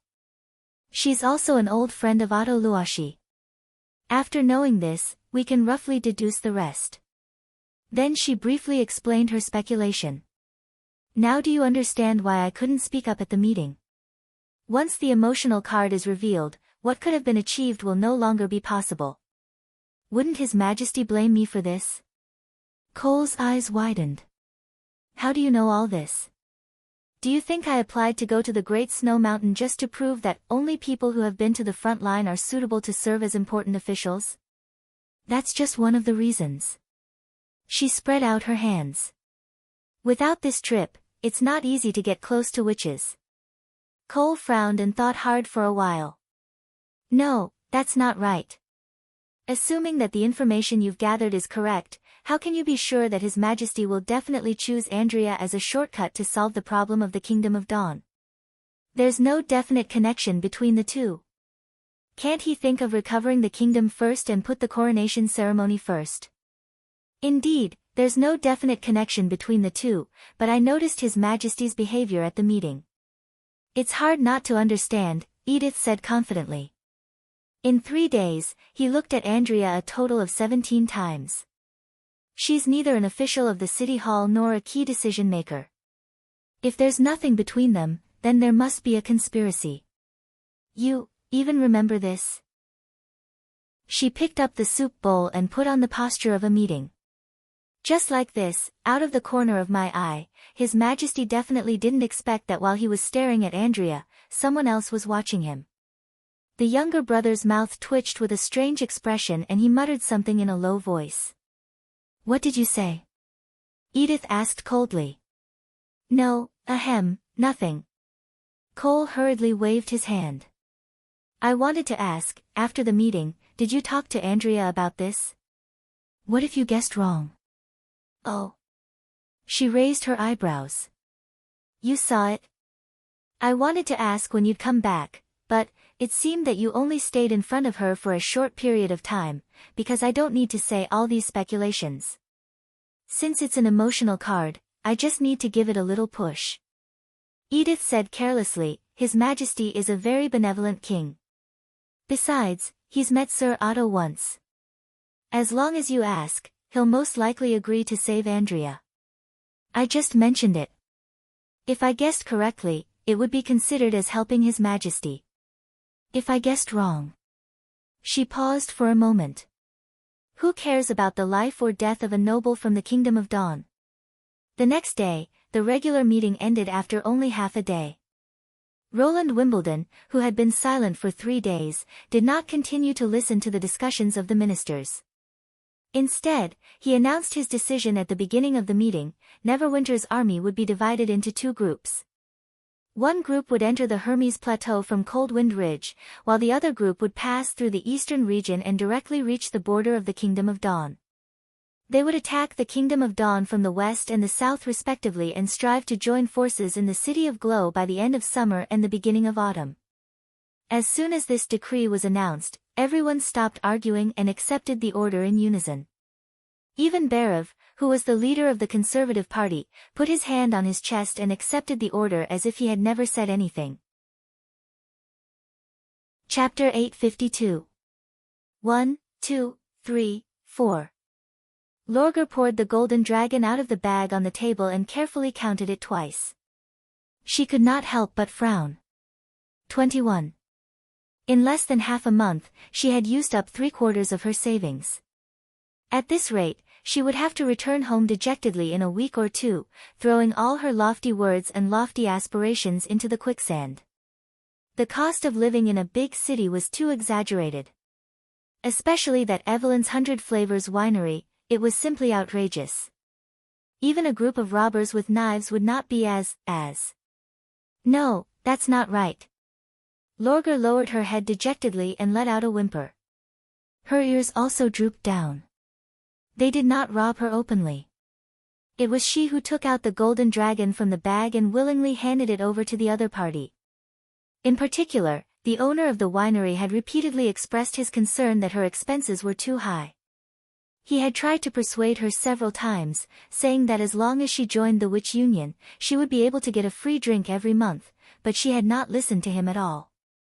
It was she who was defeated by her own desire. Or rather, curiosity.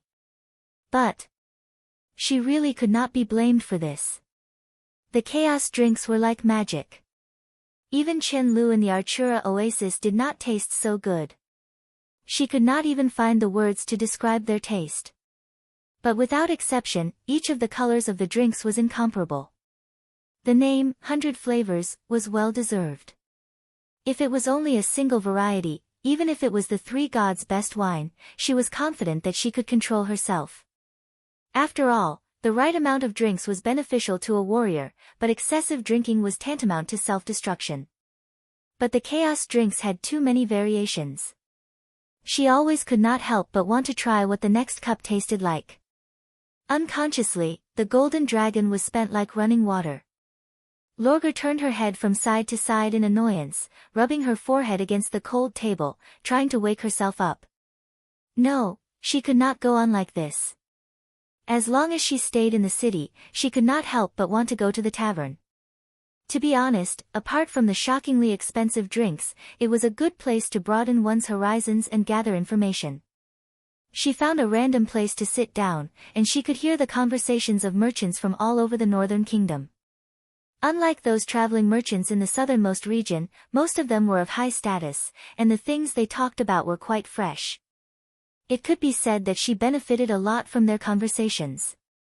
Another advantage was that she could occasionally meet other witches of the same kind and learn some inside information about the Witch Union. Unfortunately, her remaining savings did not allow her to continue waiting for an opportunity. She had to act. In order to overcome this desire, fighting outside the city was the most effective choice. The temporary departure from Neverwinter could make her stay away from the variegated winehouse, and the battle could make her forget everything. The wolf girl closed her eyes. She could not help but think of the long sand road. That's right, this was definitely a challenge given to her by the 3 gods. Thinking of this, she felt a lot more refreshed. Patting her cheeks, Lorgar put the golden dragon into her bag and turned over to pack up. She did not spend all of her time in the variegated winehouse. First, through Ashes's help, she visited her savior, Miss Nana Pine, and learned an important piece of news. There were 3 witches in Neverwinter with healing abilities, namely, Nana, Lily, and Leaf. They were not owned by the Great Chief alone. Instead, they opened a medical center, and the local residents only needed to pay a fee to receive treatment, which was much cheaper than chaos drinks. In other words, even if she did not work for the Great Chief, she could still get a stable treatment, which was more ideal than she had initially expected. In addition, although Miss Nana's healing ability was the strongest, it could only take effect in person, while Lily and Leaf's abilities could be given to objects. For example, the special golden sore medicine, which had the ability to quickly stop bleeding, was made by Miss Leaf, although Lorgar did not know what the small bottle of grey powder in her hand had to do with the golden dragon. The potion made by Lily was called Purification Potion, which looked no different from ordinary well water, but had the effect of blocking the erosion of diseases, which was in line with the word purification. When the wound was exposed, the disease was often more likely to kill the warrior than blood loss and pain. Therefore, she naturally understood the value of this kind of medicine.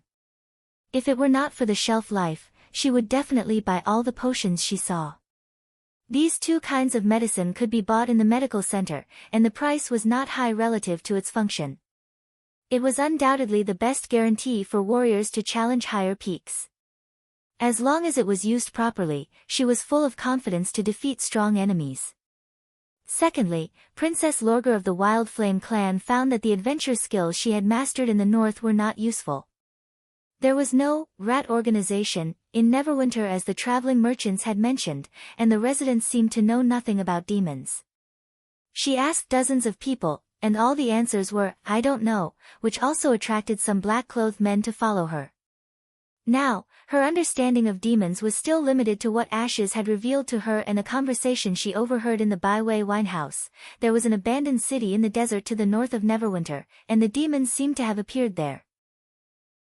According to her past experience, she should not easily attack when there was such a lack of information. But now she urgently needed to get rid of the temptation of the chaos drinks, and at the same time, prove herself to the Great Chief, so she had to adapt to the situation. Since it was a challenge, it must be full of dangers and setbacks. She was fully prepared in her heart. Out of the border of Neverwinter, Lorgar found an uninhabited dense forest, took off her clothes, transformed into a giant wolf, and then flew all the way north with her luggage in her mouth.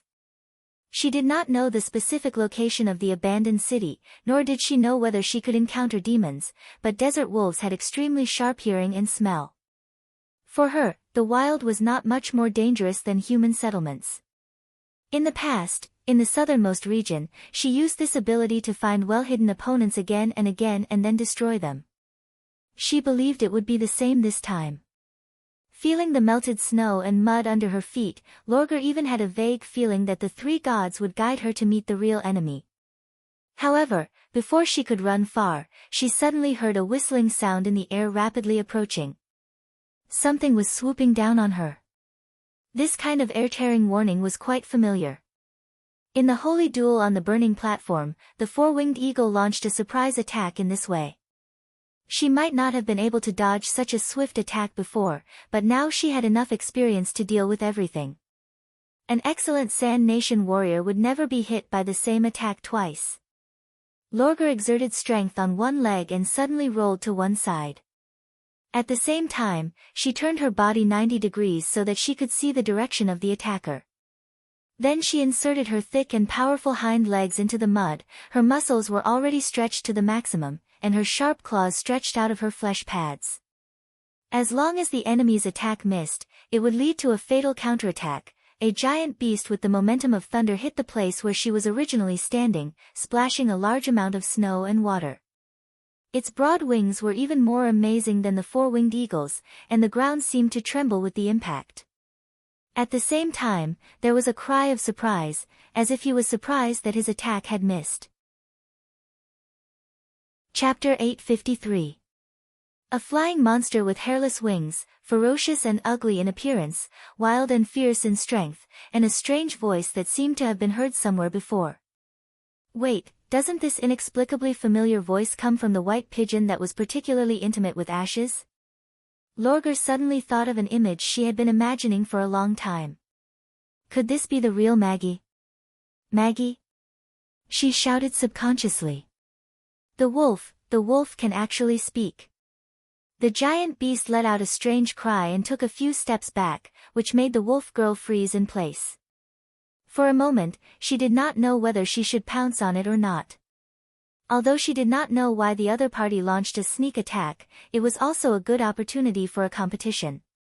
But when she saw the giant beast's panic-stricken face, she began to wonder who was the one being attacked. It's a witch, stupid. Suddenly, another voice came from above, crisp with a hint of childishness. Who are you? Why do you know us? Lorgar looked up and could not help but squint slightly. It turned out that there was another person floating in the air, whose position overlapped with the sun. The dazzling sunlight bloomed around her, and she could only vaguely see her flying short blonde hair and the silver weapon in her hand. Although this guy looked quite young, he was unexpectedly rich in combat experience. The skill of turning his back to the sun to dazzle the opponent was not something an ordinary person could master. Since there was no intention of a competition, Lorgar also stopped. Although she liked challenges, she was not the kind of rude person who would pester the other party regardless of whether they were willing or not. Moreover, Ashes had warned her that Maggie's enemies will eventually be in big trouble. It was better to avoid trouble on the road of practicing alone. She put down the bag in her mouth and changed back to human form. I'm Lorgar Burnflame from the desert. I came here with Ashes and Andrea. On the way here, she mentioned. Well, Maggie. Ah, I remember. The giant beast's body also rapidly shrank, and in the blink of an eye, she became a tiny little thing only up to her waist, and her snow-white hair almost reached the ground. I saw this person when I went to pick up Ashes, Coo. She didn't mention me. The little girl cried discontentedly. Your name is Lightning, the greatest explorer in the western region, no, the greatest explorer in the whole Grey Castle. She said and then dived down and landed in front of the wolf girl. Remember. Coo. Why did you take off your clothes? Maggie curiously looked at her chest, and then touched her own. Is this also a conjuration? Coo. Lightning withdrew her hand from Maggie's head. It's just a difference in ability, you don't need to stare at her. Lorgar put on her coat. Then why did you attack me? I thought you were a mutated snow wolf. She put away her confident expression and said a little embarrassedly, cleaning up the demonic beasts that are still wandering in the barbarian land, bringing fresh prey for the castle, and monitoring the entire northwest. These are all our jobs. There's also bird nests, beehives, and roasted game, Coo. That's not a job. Lightning quickly interrupted. Anyway, almost no one comes to this area, and the months of demons just passed, so. I see. Lorgar nodded and accepted the explanation. She had heard more than once that the border of the Northern Kingdom would become dangerous during the months of demons. After the battle with the four-winged eagle, she had also learned a lot of information about hybrid demonic beasts from Ashes. If she was patrolling in the air, it would not be strange for the huge desert wolf to be a wolf-shaped demonic beast. What about you? The little girl asked. This is the barbarian land. There are not only remnants of demonic beasts, but also more terrible things. What do you want to do here alone? More terrible things. Do you mean demons? Princess Lorgar said calmly. If so, it proves that I'm in the right place. Do you know about demons, Coo? I'm looking for an abandoned city. I heard that they have appeared there. She paused. I want to hunt them. Lightning was stunned for a moment, and then showed a strange expression, as if she was deliberately suppressing her laughter. Who told you that? What's wrong? Lorgar sensed that something was wrong. It's been more than 400 years since the demons appeared in Tequila. Lightning grinned. Of course, they can come back at any time. We patrol this area to prevent such a situation from happening. But if we want to reach the abandoned city, it will take at least 7 or 8 days. And the barbarian land is so big. If we deviate a little, we won't be able to see the city. You know, this place was originally called the Fertile Plains. It's bigger than the whole of Grey Castle. No, it's bigger than the 4 kingdoms combined. Is that so? The wolf girl could not help but frown. She was not worried about the long journey. In the past, when she practiced her skills, she could stay in the wild for a month or 2. It did not matter if there were no demons for the time being.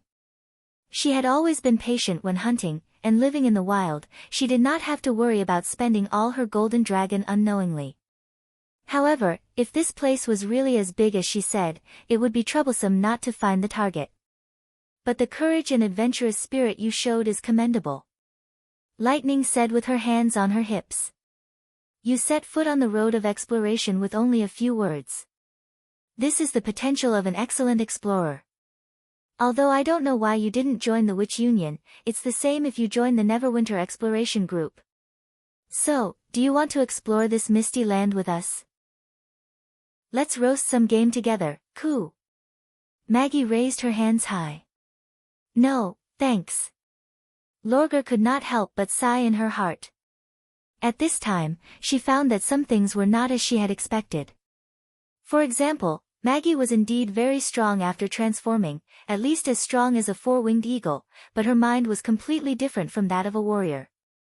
She came here to climb to the top, not to play with a child. Forget it. I'll take my time to explore this plane. Maybe this is also a challenge arranged by the 3 gods. Wait. Just as the wolf girl was about to set off again, Lightning's words stopped her. If you join the Neverwinter Exploration Group, I can take you to the Tequila Ruins. You've been there. Lorgar's ears pricked up.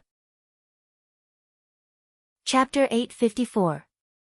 As night fell, the shadow from the direction of the impassable mountain range gradually shrouded them like a growing ridge. Eventually, it merged with the sky and completely engulfed the brown and green land. It was the first time for Lorgar to see such a scene. When flying in the sky, even a giant like Maggie could only cast a small shadow on the mountains, rivers, and fields. When the shadow behind them nibbled at them, it seemed slow, but there was nowhere for them to escape. No matter how fast they flew, it was useless. She had a deeper understanding of the vastness of the barbarian land. Lightning approached them and whistled. Let's land. We're here. Ow! The giant beast began to fall, and the wolf girl on its back suddenly felt herself floating. The feeling of falling made her a little flustered, and her hands involuntarily grasped the fur. Before long, the 3 of them landed on a small hill. This is the secret base of the exploration group. Lightning waved her hand. Follow me. The little girl suddenly disappeared after going around a huge tree stump. Lin Sanjiu followed and found that the tree stump was actually hollow. There was a small door on the side facing the steep slope, and there were piles of firewood and simple stone chairs inside. Even if we fly to Tequila, it'll still take us 2 days. Let's spend the night here and set off tomorrow morning.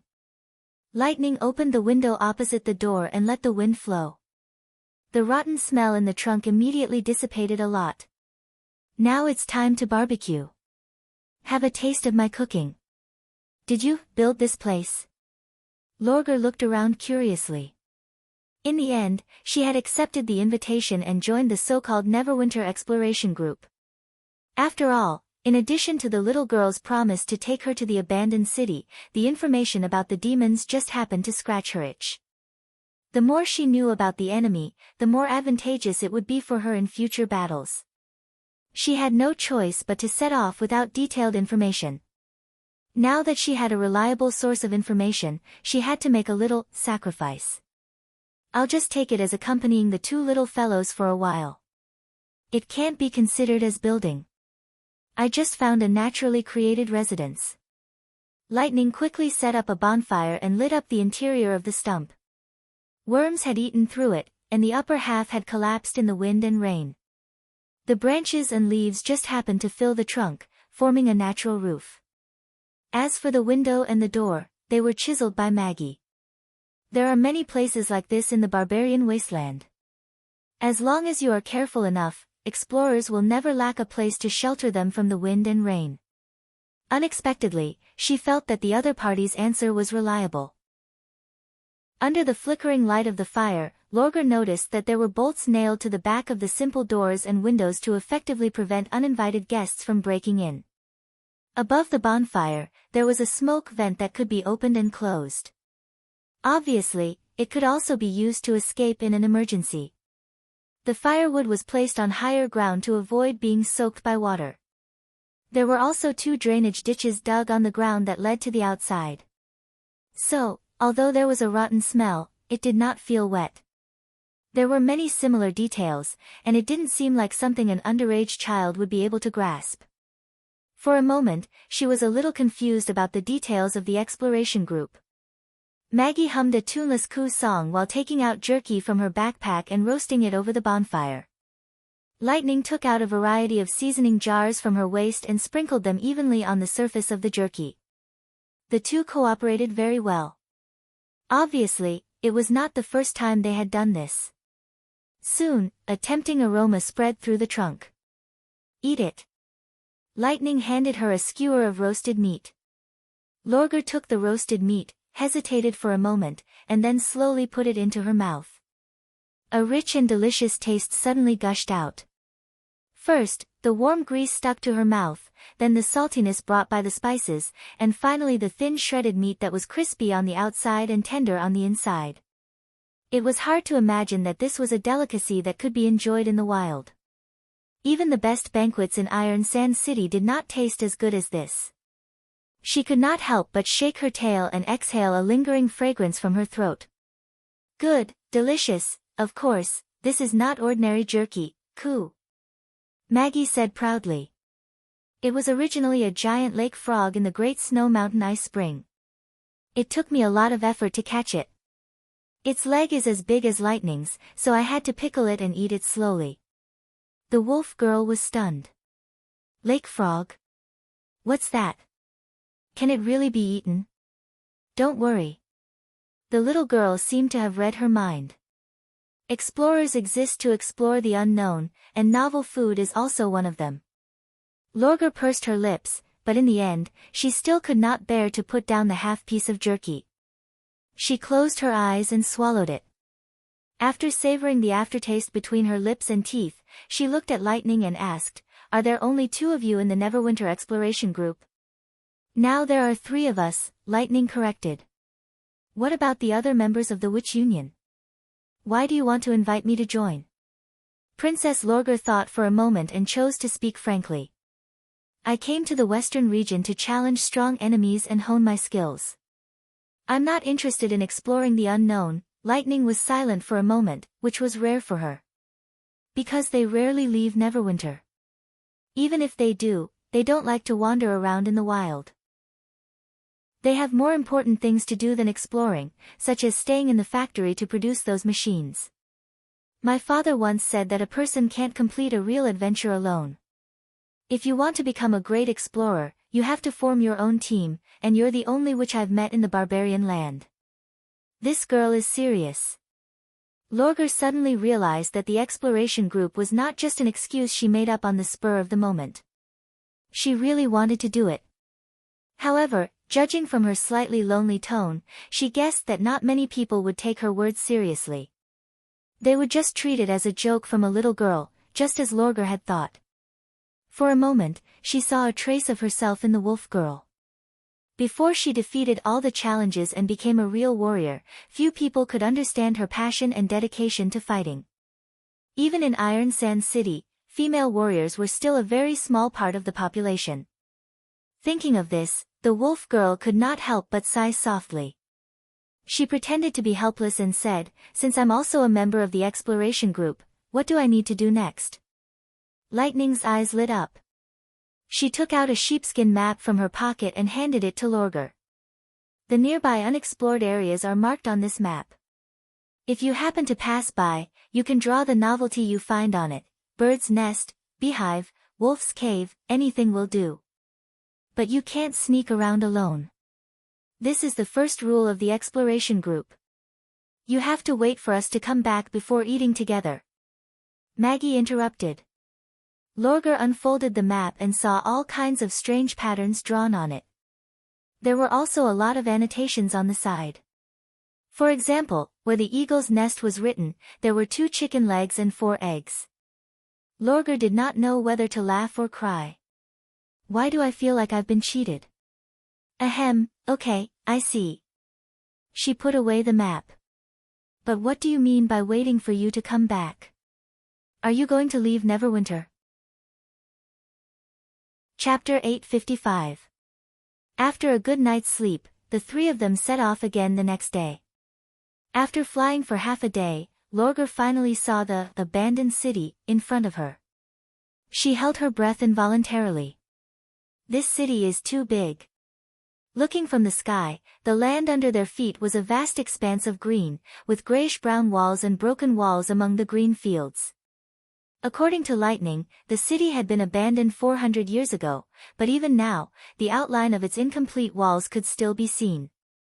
Based on the size of the ruins, this city was larger than 5 or 6 iron sand cities put together and could accommodate more than 100,000 people. Even if it was now a pile of broken ruins, she could still feel the original grandeur of the city. Based on the ratio of 1 to 10, the population of the surrounding towns and villages that supported the city, did it mean that this wilderness used to have nearly 1 million people? This was too inconceivable. How could a kingdom that could build such a big city lose to the demons? Lorgar could not help thinking of His Majesty's words. The Battle of Divine Will was not a small fight between 2 tribes, but an all-out war to determine the survival of the 2 civilizations. At first, she was quite indignant, but now she suddenly understood. Now that she thought about it, His Majesty's, "I don't want you to die," was no longer a deliberate threat. Somehow, the wolf girl suddenly felt much better. Lightning made a gesture, and the 3 of them descended and finally landed on a relatively intact section of the city wall. The mottled top of the wall was about 20 steps wide, enough for 2 four-wheeled carriages to travel side by side.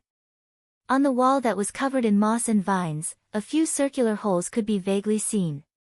It was unknown how much force was needed to leave such a mark on the giant stone. "You should already know."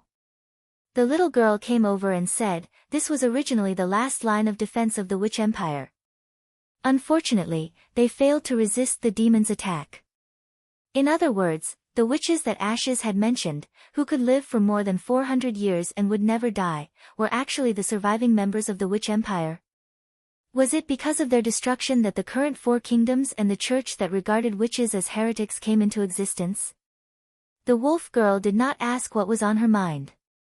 Since she had never heard the traveling merchants talk about this period of history, and even the residents of Neverwinter knew nothing about it, it could only be that those who knew about it did not want to spread the news.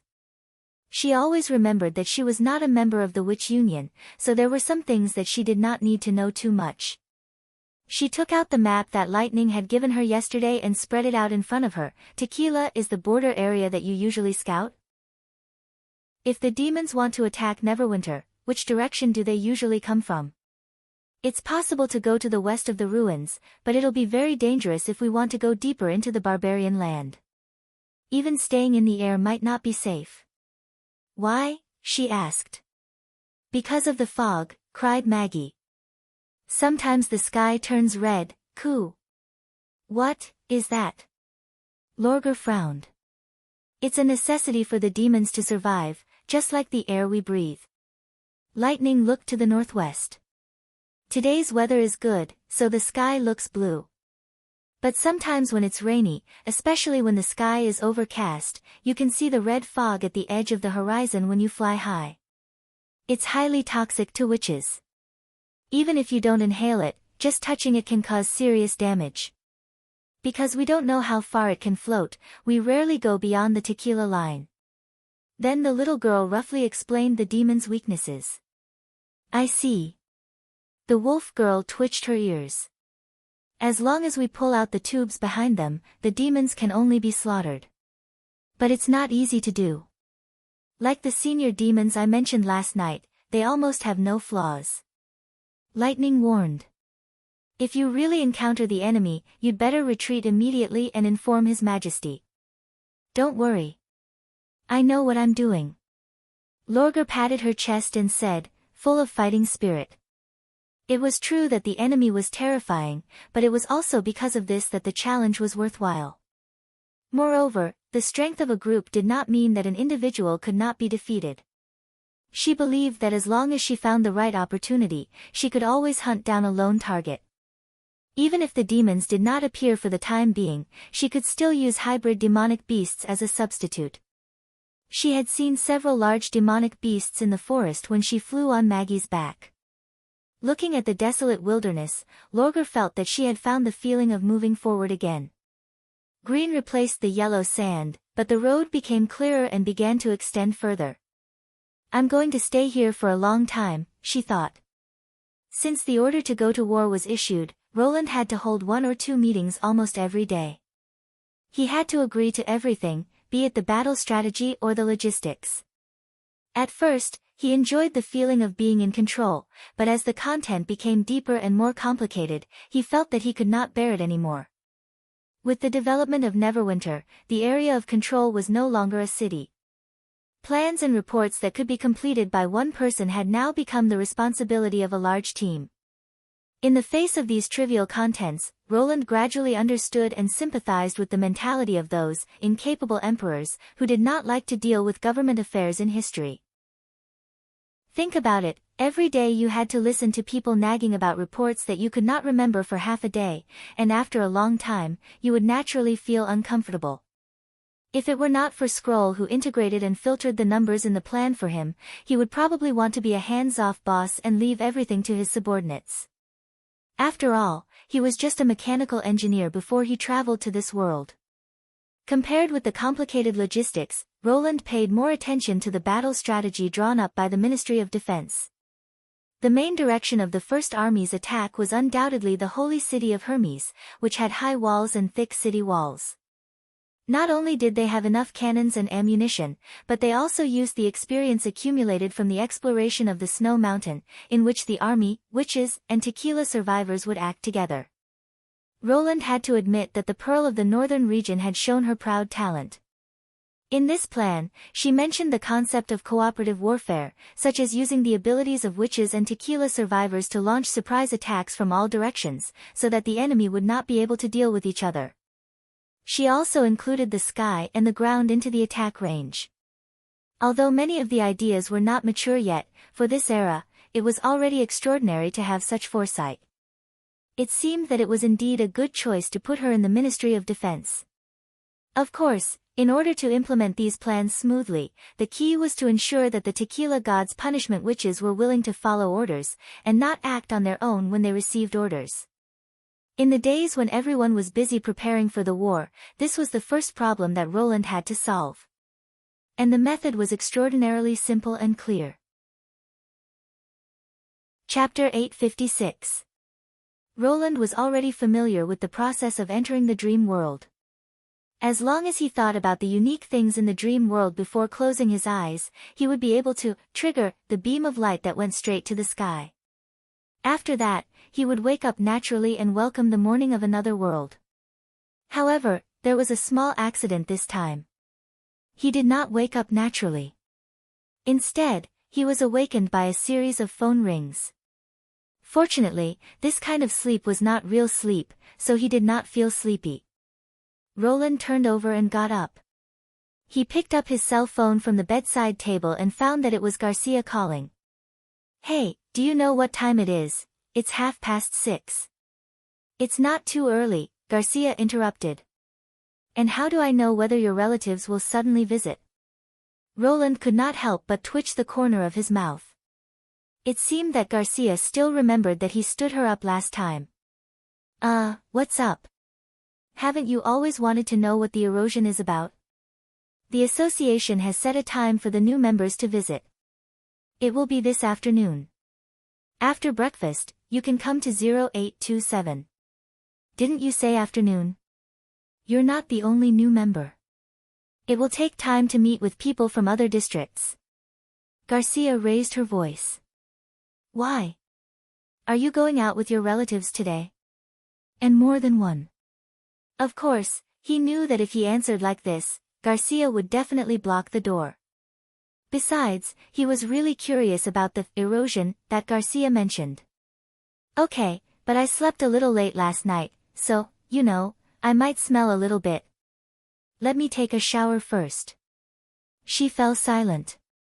Even through the phone, Roland could feel the disdain coming from the other side of the phone. Finally, Garcia said, "Please hurry up," and hung up the phone. Now, he had to hurry up. Roland put on his clothes and walked into the living room. Zero was busy in the kitchen. She was wholeheartedly frying eggs and waving the spatula in her hand. Her movements could almost make people forget that she was just a junior high school student. "Good morning," he greeted her. "I'm going out for a while. I'll be back soon." Zero showed a suspicious expression. "Uncle, are you going to do morning exercises?"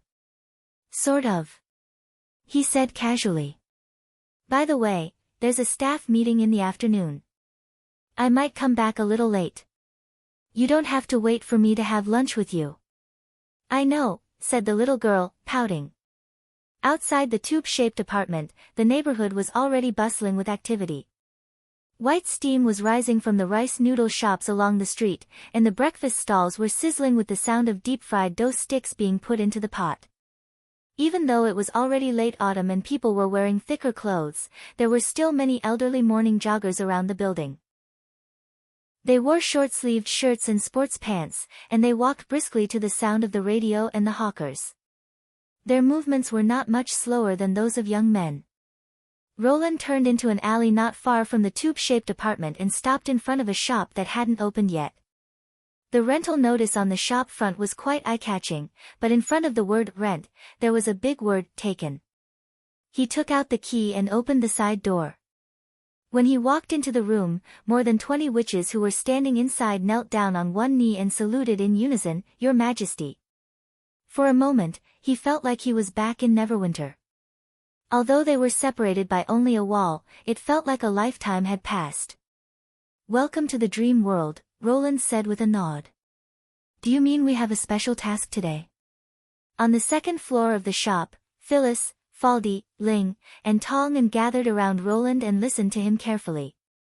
As the first batch of pioneers to enter the dream world, they had a certain understanding of this world, so they had become the guides for the other tequila survivors.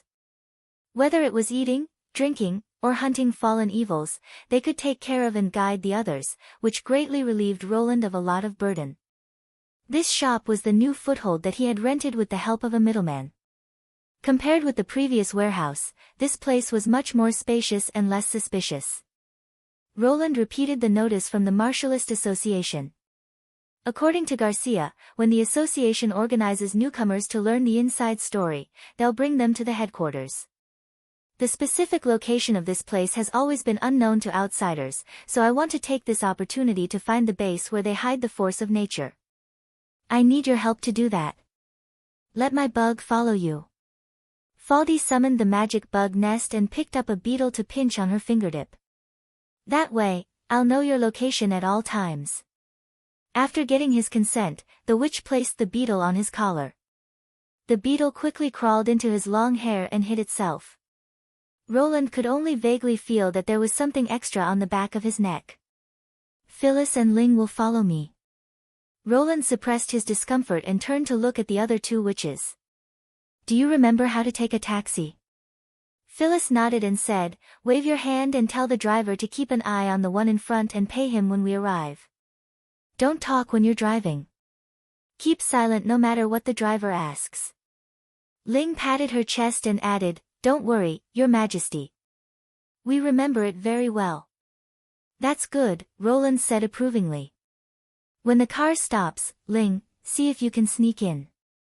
Although there's no God's stone of retaliation in this world, I don't know if the Martialist Association has any other means to interfere with the operation of magic power. If you can't do it, don't force yourself. Your most important task is to hide yourself, understand?" "Yes, Your Majesty," the three witches said in unison. Then, "Your Majesty, what about me?" Donnan pointed at herself expectantly. You stay here and take care of the Tequila sisters. Roland took out 10 $100 bills from his wallet and handed them to Donnan. This is for the takeout, including breakfast, lunch, and dinner. Postpone the entertainment scheduled for tomorrow. Hey, but I'm also good at sneaking in, Donnan said reluctantly. It's exactly because you're good at sneaking in that I need you to stay here. If anything happens, you're the only one who can evacuate without attracting attention. Roland patted her shoulder and said, Of course, if you've settled everyone down, I'll take you to the cinema next time. I got it. Hearing the word, special, Donnan immediately became energetic again. Please leave it to me. He had asked the 4 witches to call for takeout before, and the Tequila witches' outstanding ability to learn quickly helped them master this skill. As long as one of them stayed here, there should not be any big mistakes. Chapter 857. After explaining everything, Roland returned to the apartment as fast as he could, only to find that he had underestimated Garcia's vigilance. He saw a familiar figure leaning against the corridor at the entrance of apartment 0825. She was talking on the phone while overlooking the busy crowd downstairs. She was wearing a gray and white t-shirt, loose black trousers, and a pair of high-top sneakers, which made her look youthful and energetic. If Roland did not know her real identity, he would have thought that she was a lively and cheerful girl next door that often appeared on TV. Although he could see a little anger on her face, she was not as cold and mean as he remembered.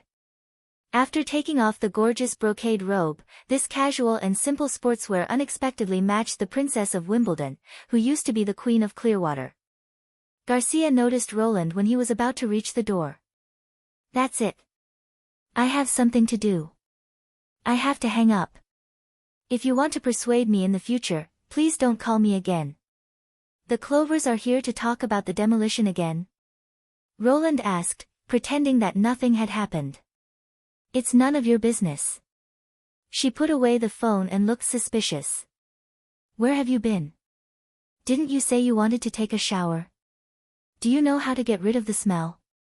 One is to wash it, and the other is to cover it up with another smell, he said calmly. The girl who lives in my house needs to go to school and needs to use the bathroom. I can't fight with her, can I? So I thought I might as well run a few laps and sweat a little.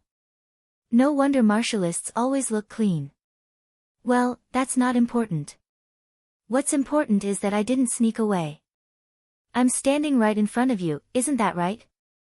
That's not important. Garcia stared at him for a while and then said, I don't want to interfere with your private life, but it's not good for you to indulge yourself too much. Besides, there's also the problem of education. What? Roland was surprised. Those girls, Garcia frowned. The ones who left your house. Can't you do it outside? Do you have to bring them home? I thought you forgot that there's an underage girl living in the house. Roland almost choked on his words. In order to hide it from Zero, he deliberately let the Tequila witches disconnect their consciousness and enter the dream world after the little fellow went to school. As for whether other people saw it or not, it did not matter. However, when it came out of Garcia's mouth, the meaning was completely different. It's true that some martialists will become less restrained after becoming famous. Money and fame always make people lose themselves, but don't forget that we're fighting for this world. We must always maintain a high fighting spirit and never slack off. Indulging in desire will only make your skills dull. Ahem, I understand. Roland saw that she was about to start a moral education, so he quickly interrupted her, we can talk about this later. Can you let me change first? Don't delay the departure time. Garcia shut her mouth unhappily and glared at him. Go ahead. After a while, Roland deliberately put on his newly purchased suit and walked out of the door under Zero's surprised gaze. Before leaving, he did not forget to put the fried eggs made by the little girl into a fresh-keeping bag, ready to enjoy them on the way.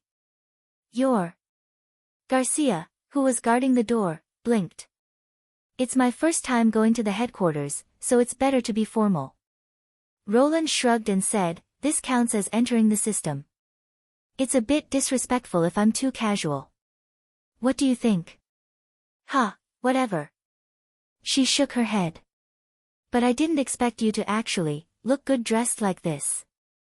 Of course, you get what you pay for, Roland thought to himself. This custom-made suit had cost him a lot of robbery fees. After all, clothes make the man.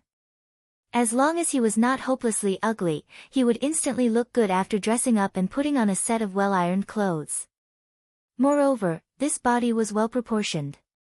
Coupled with his long gray hair, if he were in his original world, people would even believe that he was an elf prince.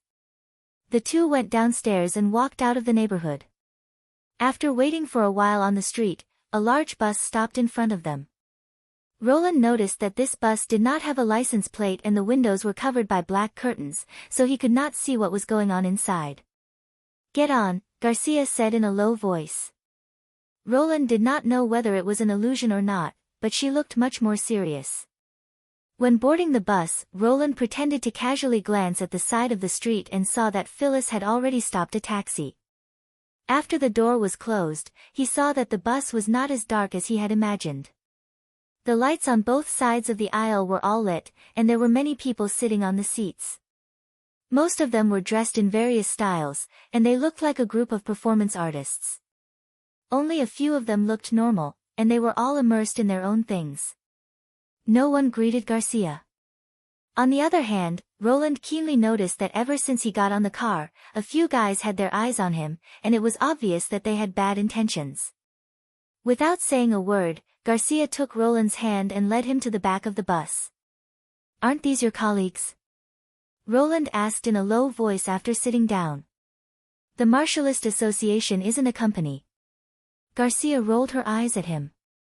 "Most of the people on the bus are like you, new awakened ones. It's the first time I've seen them." "So many?" Roland was slightly surprised. He roughly counted and found that there were about 20 people in the bus. "It's a lot. The last time I went to the association, there were only 5 or 6 people." "But it's not strange," Garcia replied. "Although ordinary people know nothing about the changes in the world, the awakened with the force of nature can always sense something strange. Do you remember what I said before? Not all the awakened will be on our side. There are no fewer awakened ones than the association's martialists. Now that the erosion has intensified and more fallen evils have appeared, they are in a more and more dangerous situation. In the future, more and more people will join the association. So most of the people on the bus are wild martialists or rogue cultivators." "That's a good description." Garcia raised the corner of her mouth. "I guess it's very likely. But you can tell me in private, but don't say it in front of them. The reason why these people don't want to join the association is that they don't want to be restrained. If an ordinary person has the wrong mentality, it's easy for them to become arrogant and think that they are extraordinary. This not only hinders their progress, but also makes them very temperamental." "I've already felt that," Roland said casually. "There was such a conflict in the past. A wild martialist who joined the association killed several members of the association during a hunting mission, which caused a very bad influence. In the end, the defender appeared and eliminated them. So if they do anything provocative, just pretend that you didn't see it. This kind of behavior will be severely punished by the association." "Can wild awakened ones be so strong?" "These people are often attacked by fallen evils, so they are much more experienced in combat and have better judgment than new awakened ones. But as long as you practice hard and don't indulge in your desires, you'll grow much faster than them. After all, they're too busy with mundane affairs." At this point, Garcia sighed. "The force of nature is a means of self-protection given by God, not a tool to plunder others. If we can't stop the erosion, the whole world may cease to exist. Many people enjoy the pleasure brought by power, but they forget their responsibilities." This sentence sounds somewhat familiar. Roland thought for a moment. Maybe more than 800 years ago, those witches who were aware of the dangers of the demons established the union with the same mentality. After an unknown period of time, it suddenly became quiet outside the window. The friction between the wheels and the ground became deep and monotonous, as if they were driving alone in an empty tunnel. After another half an hour, the bus finally stopped.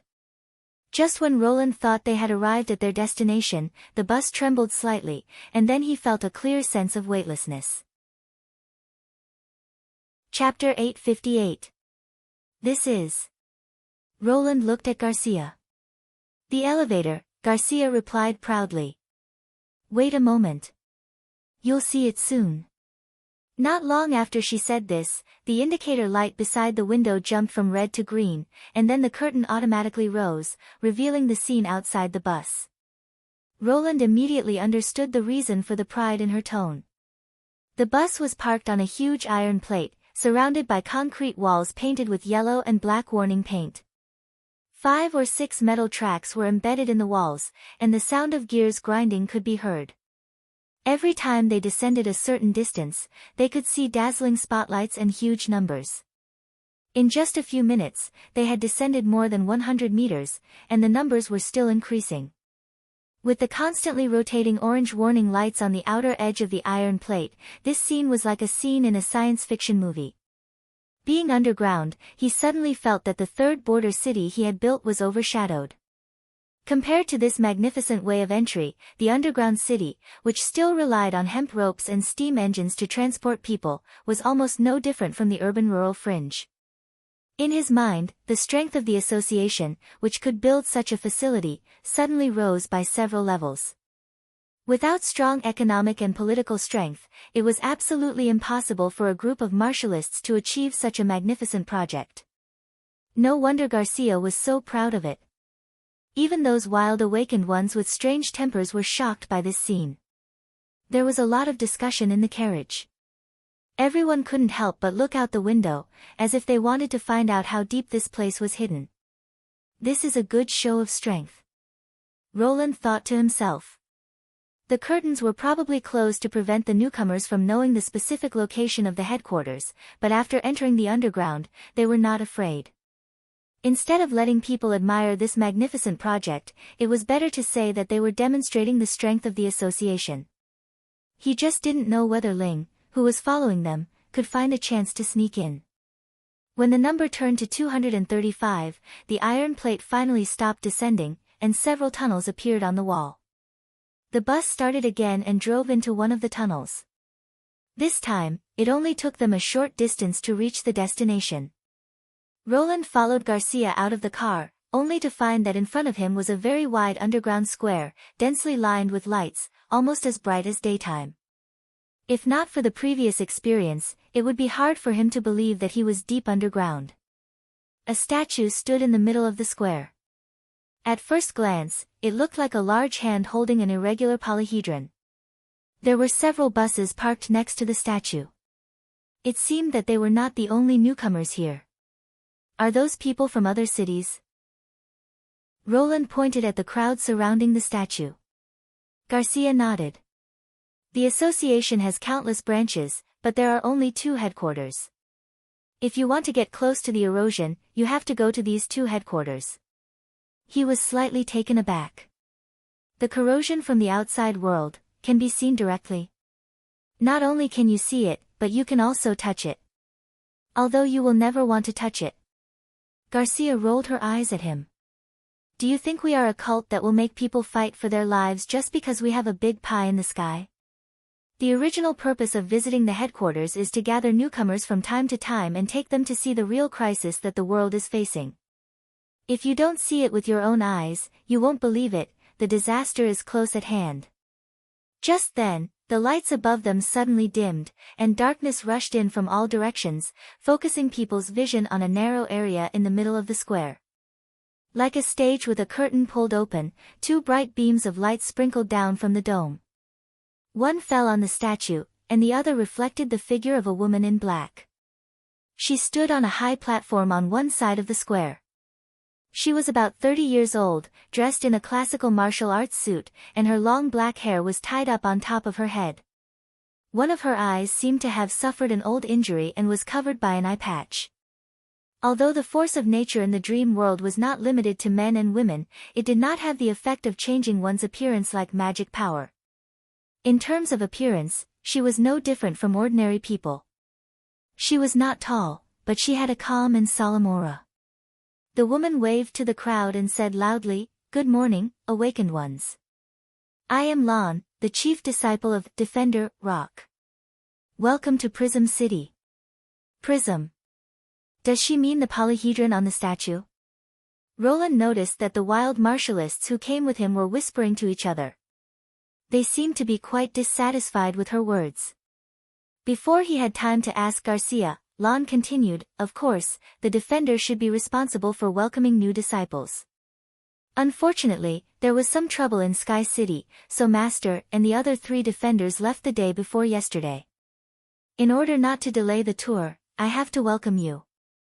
I know that some of you have awakened many years ago and can't be treated as real newcomers. But now that the situation has changed, you're willing to come here, which means you recognize the association's ability. Naturally, you should put aside everything in the past and put fighting against the fallen evils first. The association doesn't care about your past identity and status, only your future performance. The more critical the crisis, the more the awakened ones should unite. If you don't accept the association's approach, you can still choose to leave now." Saying this, the woman in black made a gesture of invitation, but no one in the square moved. Even the noisy discussion quieted down. This chief disciple is quite good. Roland curled his lips. As more and more fallen evils appeared, the wild awakened ones had applied to join the association when they could not even protect themselves. No matter how arrogant they were, they had to bow to reality at this moment. Lan had seen through this and deliberately retreated in order to advance. With just a few words, she had made these people speechless. Strength was always the only standard to convince the opponent. As a protector of the Martialist Association, it was undoubtedly the simplest and most effective way to persuade the opponent. Garcia looked at Roland with a complicated expression. After a long time, she whispered, "She's my master." "What?" He was stunned. "Master? She's the senior I mentioned the other day." Garcia sighed.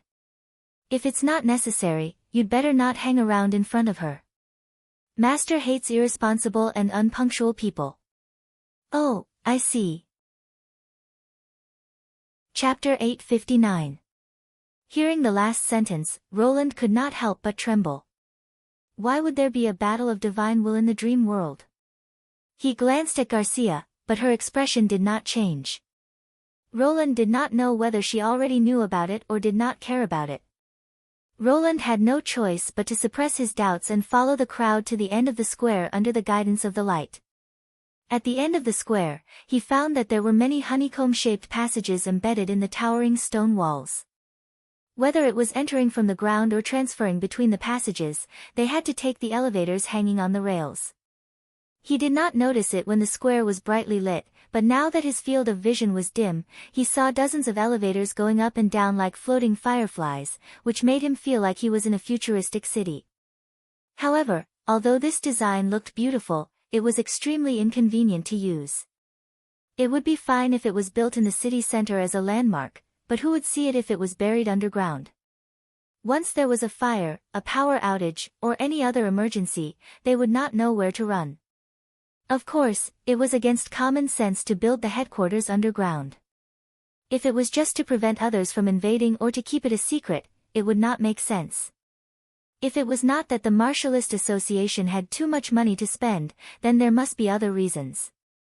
After entering the 24th passage, Roland found that the ground under his feet was also a transmission ladder. As long as he stood still, it would automatically move forward. This kind of extravagance was simply astonishing. This place used to be a mine. The elevator passage on the wall is just an abandoned mine. Of course, some of them are newly excavated, which depends on the speed of erosion. Roland shrugged and said, "This place used to be a mine, and the elevator passage on the wall is just an abandoned mine." The erosion happened in the mine? Not exactly, but you can think so for the time being. So the association built the headquarters underground to prevent the erosion from spreading? Garcia showed a strange expression. No, nothing can prevent the erosion from spreading. The headquarters is not guarding against the erosion, but against the awakened with bad intentions. Seeing that Roland wanted to ask more, she shook her head gently. You'll understand when you see it.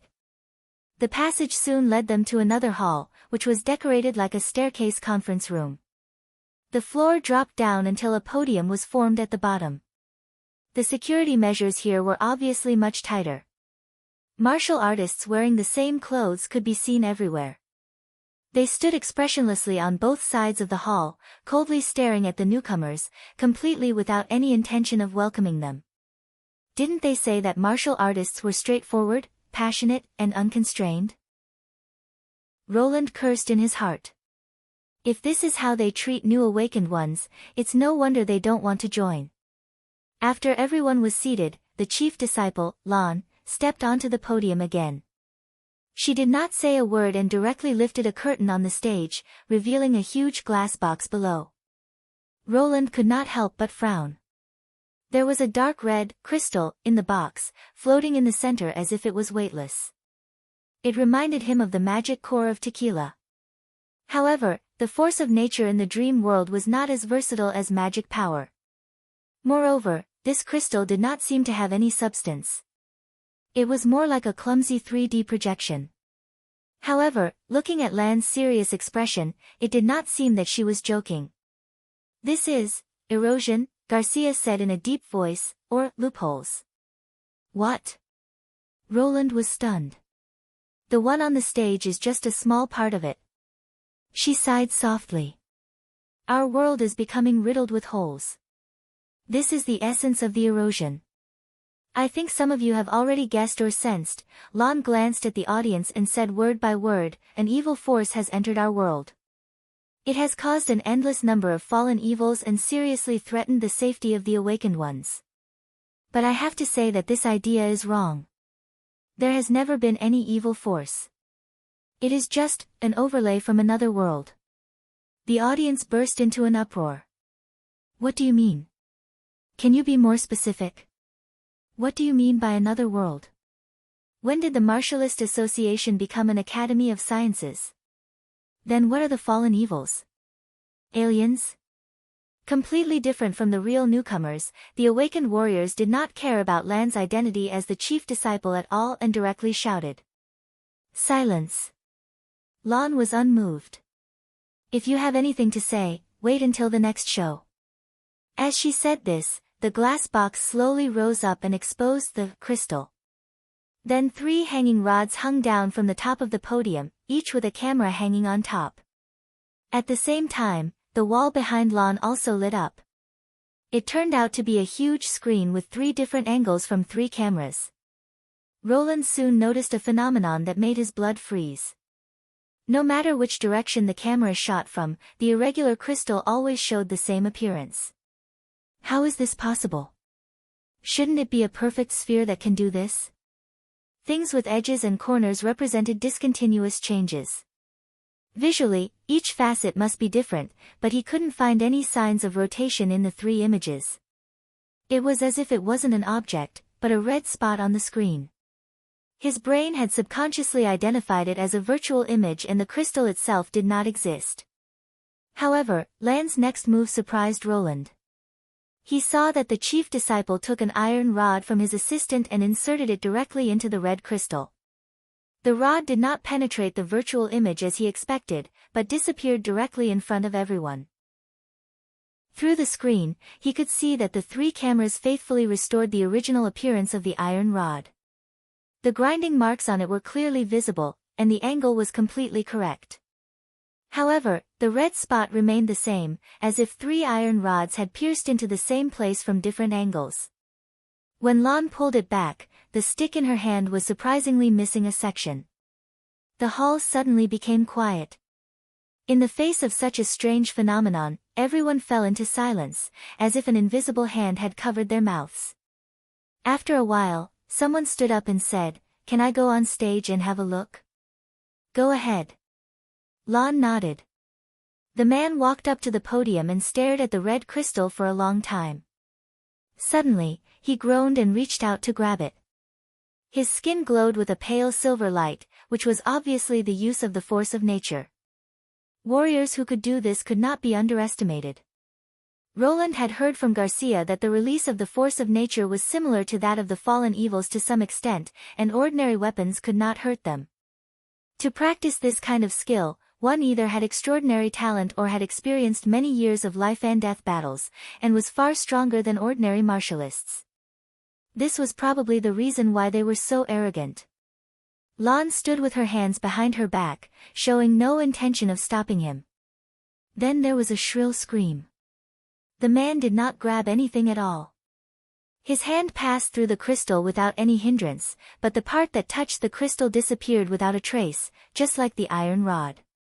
He raised his hand, and there was only half a bloody palm left on his wrist. Everyone sucked in a breath of cold air in unison. Now Roland finally understood what Garcia meant when she said, "You absolutely don't want to touch it, because any contact would only turn into nothingness." When the wounded were taken away by the martialists for treatment, several more people stood up one after another, hoping to go on stage and have a look. Lan also agreed, but this group of people was much more careful when observing. In the end, the chief disciple simply arranged for everyone to take turns to go on stage and see this incredible scene at close range. Roland was no exception. When it was his turn to go on stage, he pretended to walk around the crystal twice as if nothing had happened, but his heart was in turmoil. The red ripples surging inside the crystal were so familiar. In the divine realm, he had also seen a similar scene. Chapter 860. You're Roland, right? As Roland stared at the erosion, in deep thought, Lan suddenly spoke. Ah, yes, it's me. Roland recovered from his heavy thoughts, and Garcia's words suddenly flashed in his mind. Wait, is she looking for trouble with me for standing her up? I've heard Garcia mention you several times. She didn't look at Roland, so Roland couldn't see her expression. She said that you're one of the few independent awakened who hasn't been affected by desires, which is very rare for ordinary people. She's very happy that you're willing to join the association. Really? Roland braced himself and replied. The independent she mentioned should be the same as Wild, but he remembered that the night he agreed to join, Garcia asked him to fill out the application with almost no expression on her face. How could she be happy? Although I hate people who are not punctual, this is a common problem for most people. After all, you can't feel the passage of time, and you can't hear it ticking. So, for some special people, it's not an intolerable shortcoming. Inexplicably, Roland felt that when the chief disciple said these words, there was a hint of emotion. But there's one thing you need to know. Even though there aren't many special people, there are still quite a few of them. If you don't cherish your own uniqueness and make full use of it, you'll be eliminated sooner or later. Was this a warning to him to serve the association wholeheartedly and not to stir up trouble like the other wild awakened ones? Roland frowned in his heart. He really did not like this kind of preaching warning. He might not have minded it before, but after becoming the king of Grey Castle, his state of mind had changed. You can leave now. Lan turned around and said unhurriedly, listen carefully to what I'm going to say next. It may help you. Next. Roland curled his lips and did not take this short conversation seriously. Now, a huge cloud of confusion was shrouding him. As for whether the Martialist Association could defeat the erosion and save the world, he did not care at all.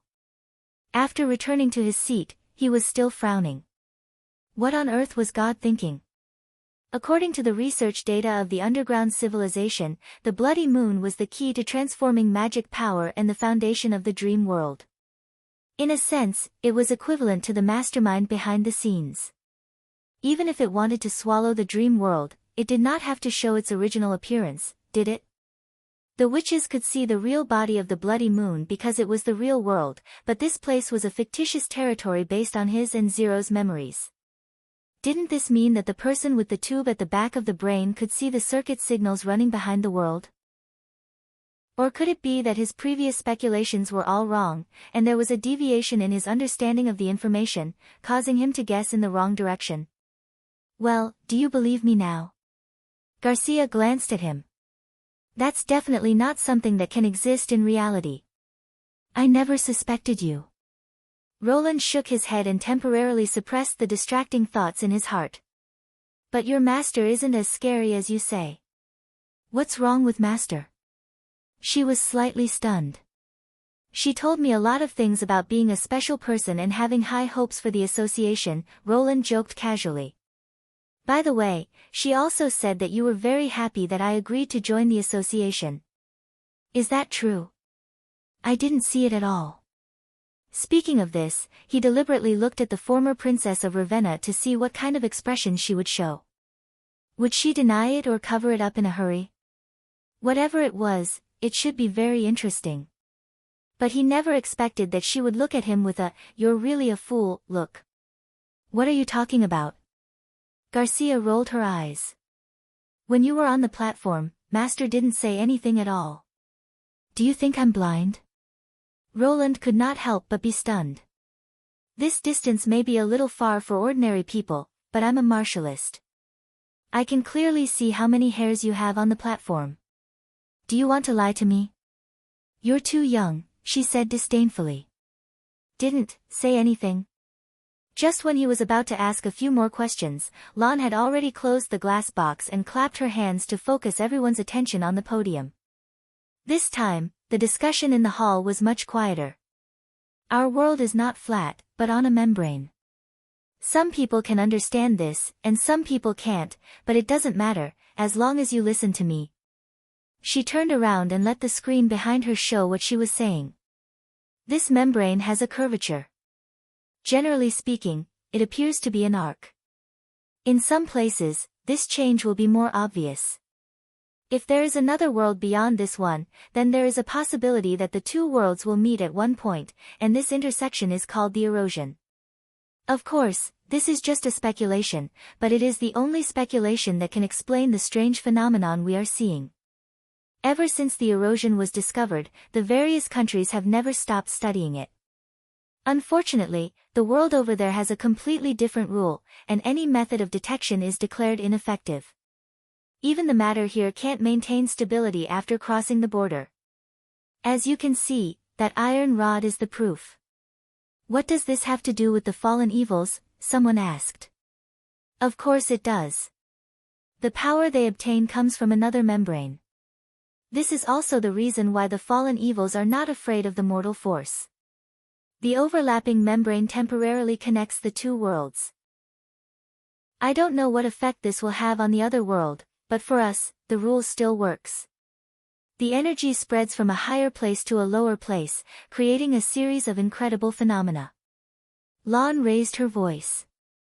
To be exact, not only the fallen evils, but every awakened person is related to this energy. What did you say? My power only belongs to me. It has nothing to do with the bullshit membrane. Does the Martialist Association think that there is no difference between us and the fallen evils? The hall suddenly burst into an uproar. This time, Lan did not say anything to stop them. She waited until everyone became quiet before she continued, of course there is a difference. We can control it, but the fallen evils can't. But we have to admit that in a sense, we are very similar to the fallen evils, especially when it comes to resisting the mortal force. I don't know if you've ever considered this question. Since you can control the force of nature freely and become immune to any harm, why didn't the martialists dominate the whole world? People murmured. Because the erosion won't last forever, Lan said bluntly. As the curvature changes, the overlapping membranes will gradually separate until the next reunion. This cycle can be long or short. If it's short, it can be separated at dawn, and if it's long, it can be counted as hundreds of millions of years. The erosion we encountered was about 2,000 years ago, and the overlapping time was less than 100 years ago. Once it is severed, the force of nature will disappear without a trace. So, even if there are awakened ones who become unparalleled overlords and unify the world, the gap of more than 2,000 years is enough for the empire he created to vanish. It's thousands of years. Even the common history can't be described clearly. How do you know what happened in the past? Although there were still people who raised doubts, their attitude was much more restrained. I don't know, the chief disciple said frankly. It's just a hypothesis. 2,000 years ago, there was no scientific observation and recording method. If we want to verify it, we can only wait until 2,000 years later. But don't forget, history is always full of amazing coincidences. As long as we compare the biographies and history books of various regions, we will find that many heroes and legends were born in that period. Further back, it was the era of the emergence of myths. Most of the myths are related to doomsday and salvation. Can we think that it was the erosion that caused all of this? There was a brief silence. After a while, someone asked, even if those heroes were awakened by the force of nature, what does it have to do with us? According to you, even if we don't do anything, the erosion will end by itself. So what's the point of fighting against the erosion? You're tuning in to the Blissful Bookshelf YouTube channel. We're so grateful for your support, and don't forget to subscribe to join us on this incredible journey through captivating stories. Your generosity through donations truly makes a world of difference, as it's the primary source of revenue that allows me to expand and enhance this channel for you. Thank you from the bottom of my heart for being a part of this adventure.